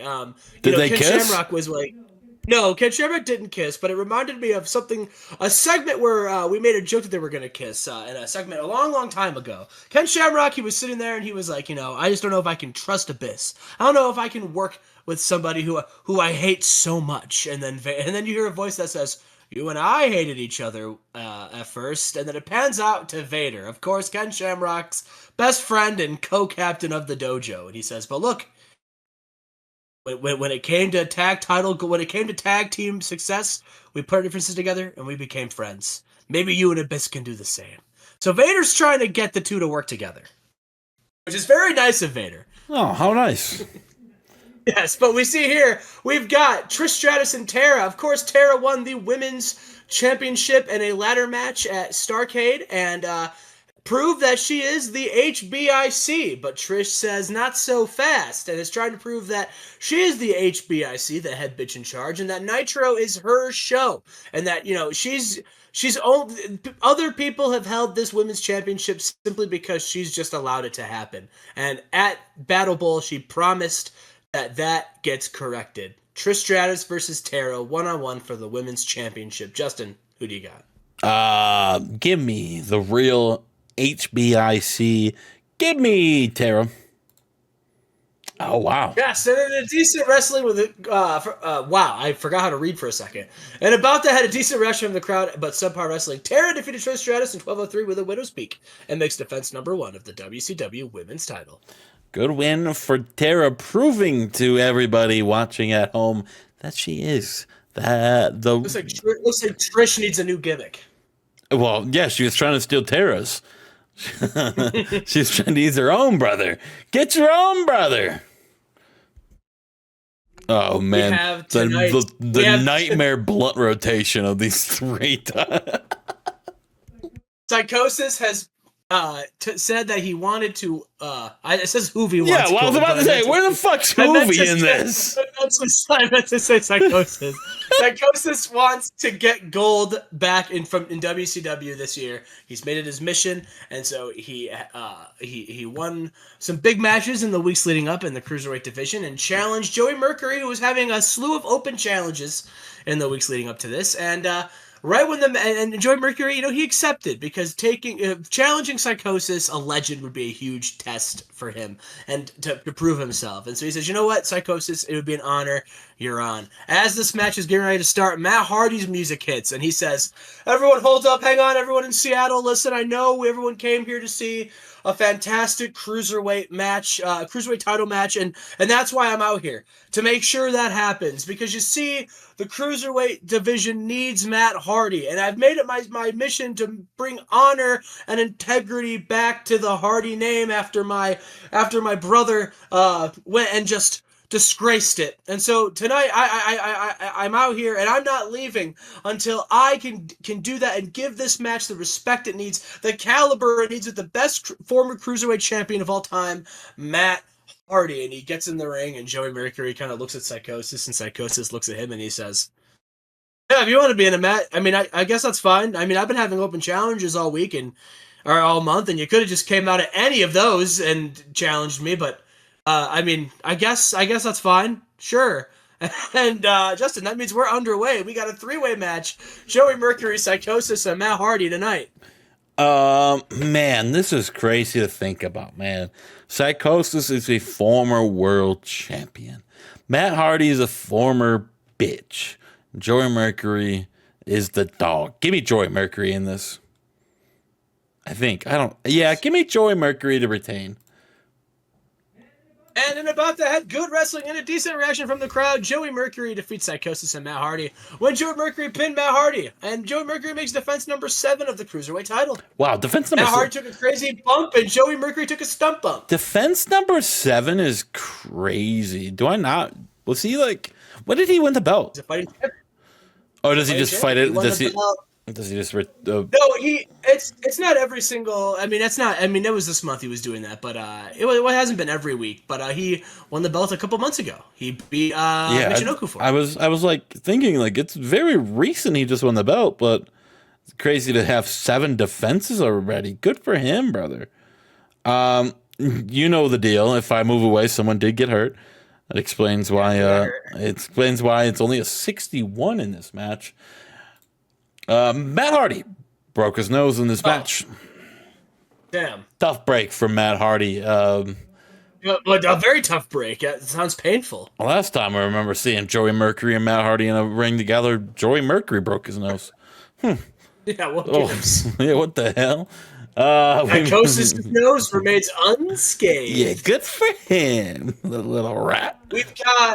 We've got our, both tag team titles are to be defended tonight. We've got the Thunder tag team title match on the line next. The world's greatest tag team taking on the Eaton Empire, Booker T and Ace Steel. No. Scott Steiner is still stuck in traffic every single week. What the fuck? They've been waiting for Scott Steiner to... They've been waiting for Scott Steiner to come out and meet them in the ring and show up, but every week they say he's still stuck in that horrible traffic, and it's even worse now because Detroit's just full of Royal Rumble traffic. He just can't get out of Detroit. He's stuck. Why didn't he just show up to the Rumble, brother? Who knows? He had nothing better to do. He should have. He's had a match with Sting before, right? Exactly. But Booker T and Ace Steel, they won a number 1 contenders match, and tonight they will get their opportunity at Charlie House and Shelton Benjamin, who are trying to prove that they are exactly the world's greatest tag team. There has been some targets on their back as of late. The Rock says that he knows the fans have gone far too long without seeing him as champion, and so he's looking to right the wrong as him and Umaga have officially entered the tag team division. So, this match could determine who potentially faces them down the line. Who knows? Yeah, a lot of future ramifications in the air tonight with this tag team match here. Exactly. But who do you got, Justin? Booker T and Ace Steel or the world's greatest tag team? Oh God, I don't know. Give me world's greatest tag team here, Chad. Give me the young kids over. Give me the young kids. Yeah, there we go. Yeah, and then about that had good wrestling and decent reaction from the crowd. The world's greatest tag team defeat Booker T and Ace Steel when Shelton Benjamin pins Booker T with a magic carpet ride. And the world's greatest tag team make defense number 3 of the WCW Thunder tag team titles. Magic Carpet Ride's a crazy name for Shelton Benjamin, man. That's crazy. Yeah, Booker T kinda sucks. 69. Yeah. Nice. Yeah. A tough. Might be washed. His body. I don't know if we looked at that during the review of the year, but his body might be might be giving up on him. I don't know yet. It could be because him and Bobby Eaton don't click because they do click, but they're also one's a face and one's a heel. I don't know. I'll fix it. Yeah, we'll fix that eventually. But a good win. But as the world's greatest tag team are celebrating in the ring, their music hits, and all of a sudden you hear, "If you smell," and Justin, the People's Family are here. The Rock and Umaga. The Rock and Umaga. They're across the ring, staring down the world's greatest tag team. And the Rock has a microphone, and he says, "First of all, the Rock just wanted to come out here in Seattle and say congratulations, world's greatest tag team, Shelton Benjamin and Charlie Haas. Listen, the Rock was hoping you two would win. The world's greatest tag team. That's what your name is. And listen, you've been proving it lately. You're the world's greatest tag team. Matter what the world's greatest tag team thinks. It's the People's Tag Team that matters, and the People's Tag Team is Rock and Umaga, the People's Family. And listen, the Rock has a special spot in his heart for the world's greatest tag team, and I'll tell you why. The Rock, up until the Rock was defeated by," and he like looks down and doesn't say it. And everyone else says CM Punk. This is just like CM Punk chants. He says, before that fluke win, The Rock had one more loss on his record. And that loss came at the hands of the world's greatest tag team. And you see, it's unfortunate for you two because The Rock has decided to enter the tag team division to get the people back their gold, to get The Rock back his win. Because Charlie Shelton, one thing you'll learn about the People's Champ: nobody goes over The Rock, bitch. And then all of a sudden, they're attacked behind by Mang Barbarian and Chemo, the People's Family. They just beat down Shelton Benjamin and Charlie Haas, and The Rock looks up, walks over, stands over them and says, "And until proven otherwise, these are now property of the People's Family." And Rock and Umaga take the Thunder Tag Team titles, and they leave. And they leave Shelton Benjamin and Charlie Haas laying. Boo. I hate the People's Family. They're not my family, Chad. They're not my family. We move on, Chad. Oh, boy. We're backstage. We got Raven, Minoru Suzuki, and Masahiro Chono. The Paul Heyman guys are here, and he says, "Ladies and gentlemen, I hope you've enjoyed Battlebowl, and I hope you have enjoyed some of the great title matches that this company has put on for you, and some to come. That tag team title match is almost as perfect. It would have been better if Raven or Suzuki would have been there. However, fear not, because tonight the Paul Heyman guys, there's still an opportunity for us to get back some championship gold. Because tonight Mick Foley steps into the ring with the leg breaker. And you can ask Rey Mysterio about what happens when you step into the ring with Masahiro Chono. You don't walk. The fact that Mick Foley is walking right now is a miracle. But Mick, make no mistake, miracles don't happen twice. And tonight, the miracle ends. Tonight, Masahiro Chono is going to break your leg. And then we're going to take your U.S. championship and bring it back to the Paul Heyman guys. Justin, Paul Heyman wants to get gold back to his guys. Will Masahiro Chono do it? God, I hope so. Gotta hope so. If Chono walks in and loses to a man with a broken leg, I don't know. This has Jay White MJF written all over it. Next segment. Yes. Oh And an exceptional match. Mick Foley defeats Masahiro Chono. During the match, Raven ran in and grabbed a chair and put it on one of Mick Foley's legs, and Chono grabbed the other chair and put it between his legs. And it looked like they were both about to jump from the top rope onto Mick Foley's legs. But while that was happening, Raven's tag team partner for the tag team Battlebowl tournament, Terry Funk, is here, and Terry Funk runs down to the ring with a steel chair of his own, and he smacks his tag team partner Raven in the back when Raven's not looking. Raven falls down. Masahiro Chono, he gets off the top rope and he runs at Terry Funk, but Terry Funk moves out of the way and smacks Masahiro Chono with a chair, and that was just enough for Mick Foley to capitalize. His best friend Terry Funk making the save, and Mick Foley makes defense number 4 of the United States heavyweight title. That's a tough look for Chono, man. That is an. It was outside interference, you know? Hey, that's fair. I'll give you that. That's a tough look. That's a tough look, buddy. Can't beat a dude with one with a broken leg. That's a tough look, brother. That's a tough look. Mick Foley's not just Mick Foley and Terry Funk celebrate. Get this. They're best friends. Get this schmuck off my screen. Now, Justin, in other news here, Bret Hart and Juventud Guerrera, they were not successful in that number 1 contenders 4-way match. And, Bret Hart, he was asked about what he was going to do next, and he says, you can't win them all, and I'm going to do what I do best. I'm going to work hard, I'm going to train hard, and I'm going to come back, and the next time I get an opportunity for that belt, you best damn believe I'm going to be successful, because I'm the best there is, the best there was, and the best there ever will be. And Juventud shows up, and he says, you know what, Bret? You've always been somebody I've looked up to. You are the heart and soul of this locker room. But damn it, I'm the backbone.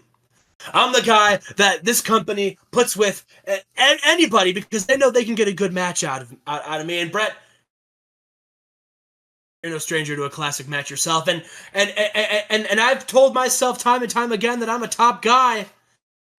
Top guys do top guy shit. Top guys do top guy shit like beat top guys. And that's why, Bret, I'm challenging you to a match. But I don't want just one match. All right, I don't want anyone to say that if I beat you, it'd be a fluke. I want to prove to myself that I have what it takes to be the very best for this company. And that's why, Bret, I'm challenging you to a best of 7 series. And Bret Hart took the first victory. Juvi took the next 2. We're up to Juvi's up 2-1 in these contests, and they've had some wrestling clinics, including a steel cage match last week actually. But tonight, Bret Hart, since Bret Hart's down 2-1, Juventud offered Bret to pick the match stipulation, and Bret picked submissions match. So tonight, Juventud and Bret Hart go 1-on-1 in a submissions match. Match 4, Justin, in the best of 7 series. Who do you got? I'm gonna go with Juventud Guerrera, so it could be up 3-1, and I'm trying to piece back together what I did with Cena and Akiyama when we just did a best of 7. Cena was up 3-1, then Akiyama came back, and then we had a game 7. So I'm gonna go with the same. I think Juvi's gonna win round 4, Bret's gonna win match 5 and 6, and we'll go to a game 7, a match 7. I think that's exactly what's gonna happen right here. Watch, I'm gonna hit next segment. Okay, I was wrong, but it's still going 7. Yes. And about that sensational wrestling and fantastic heat, this series continues to just put on classics. These two have been tearing it up every single week. And in this match, Bret Hart evens it up to a piece with a sharpshooter. Luckily for you, they have pretty good chemistry. I would milk it out too. Cena Akiyama. I didn't know that until we started the series. Very true. Very true. From that match on, it turned into a best of 7. He said, "Oh, I'm joking. We just simply can't have this more than once. It makes sense. Bret Hart wouldn't lose his own match stipulation. Wouldn't make sense if he did. Yeah, I mean now it's a best of 3. If you think about it, it's tied 2-2. It's the first one to win 2 more matches. It's best of 3. It's gonna be great. Probably the payoff of the next pay-per-view. I would assume. Correct me if I'm wrong. At that point, I would assume. I mean, we'll have to see, but I mean, you're not crazy for thinking that. Unless you milk it for 6 more months, and then that's the final match. Starcade, finally. I challenge you in 6 months. All right, we move on to the next segment, and it is our main event. Battlebowl tag team titles on the line. Yes, we've got the winner of last year's Battlebowl tag team tournament, the Big Guns, Big Show and Billy, taking on the team that want to destroy each other, but also know how important it is to be a champion. Ken Shamrock and the Monster Abyss. These 2 men have gone to battle. These 2 men cannot coexist. They can't get along, and they're taking on a seasoned team. A team, though, that, to be fair, has had their issues in the past. You know, of course, Big Show and Billy, they have been a successful team. They've racked up multiple tag team title wins. But exactly on the flip side of that, they've also been known to lose a big match. And that could come back to bite them tonight in our main event. But nonetheless, the Nitro tag titles are on the line in our main event. Big Show and Billy taking on Shamrock and Abyss. Who do you got? Oh, man, I do think lovers or haters turn lovers. I think the storyline continues. They somehow, some way, accidentally coexist. Did Ken Shamrock and Abyss walk out as your new tag team champions? That is my prediction. Hell, that is a spoiler. Oh, I spoiled it. Because in a superb match, Abyss and Ken Shamrock defeat Big Guns in 24-31 when Abyss pinned Billy with a shock treatment. Abyss and Ken Shamrock, they win the tag titles. I also didn't know if I gave them the tournament win yet, so I put that on the line too, but I did already because I noticed that after the fact. Yeah, they were able to coexist in this match. We had Ken Shamrock pick up the Big Show and hit him with a power bomb, which was a huge pop from the crowd. And, of course, we had Abyss hit the shock treatment on Billy, and they are new tag team champions. And then after the match, Abyss and Ken Shamrock, they end the pay-per-view going nose to nose. And kissing. Nice. We always love it. They kiss to end the show. Love wins. Welcome to Battlebowl. Wow, a 92. We edge it out. A 92. Oh, the Rumble is back, baby. The Rumble is back. Had a strong second half of that pay-per-view. But I think for sure. Oh, yeah, probably. I mean, we started off hot with Punk and AJ. Yeah, that triple threat screwed you over, man. That sold the bag for sure. Only a 61, the lowest rated match of the night, featuring a former world champion. Oh, and I'm not talking about Hogan, brother. That's a tough look for a man that's getting paid probably the 3rd most in the save. The tough look for psychosis. We'll see you for No Way Out. And oh my God, what is these? Is it Super Brawl? Is the next pay-per-view for you? Super Brawl. Me and Chad have a lot of discussions to talk about right after this. We'll see you for the pay-per-views.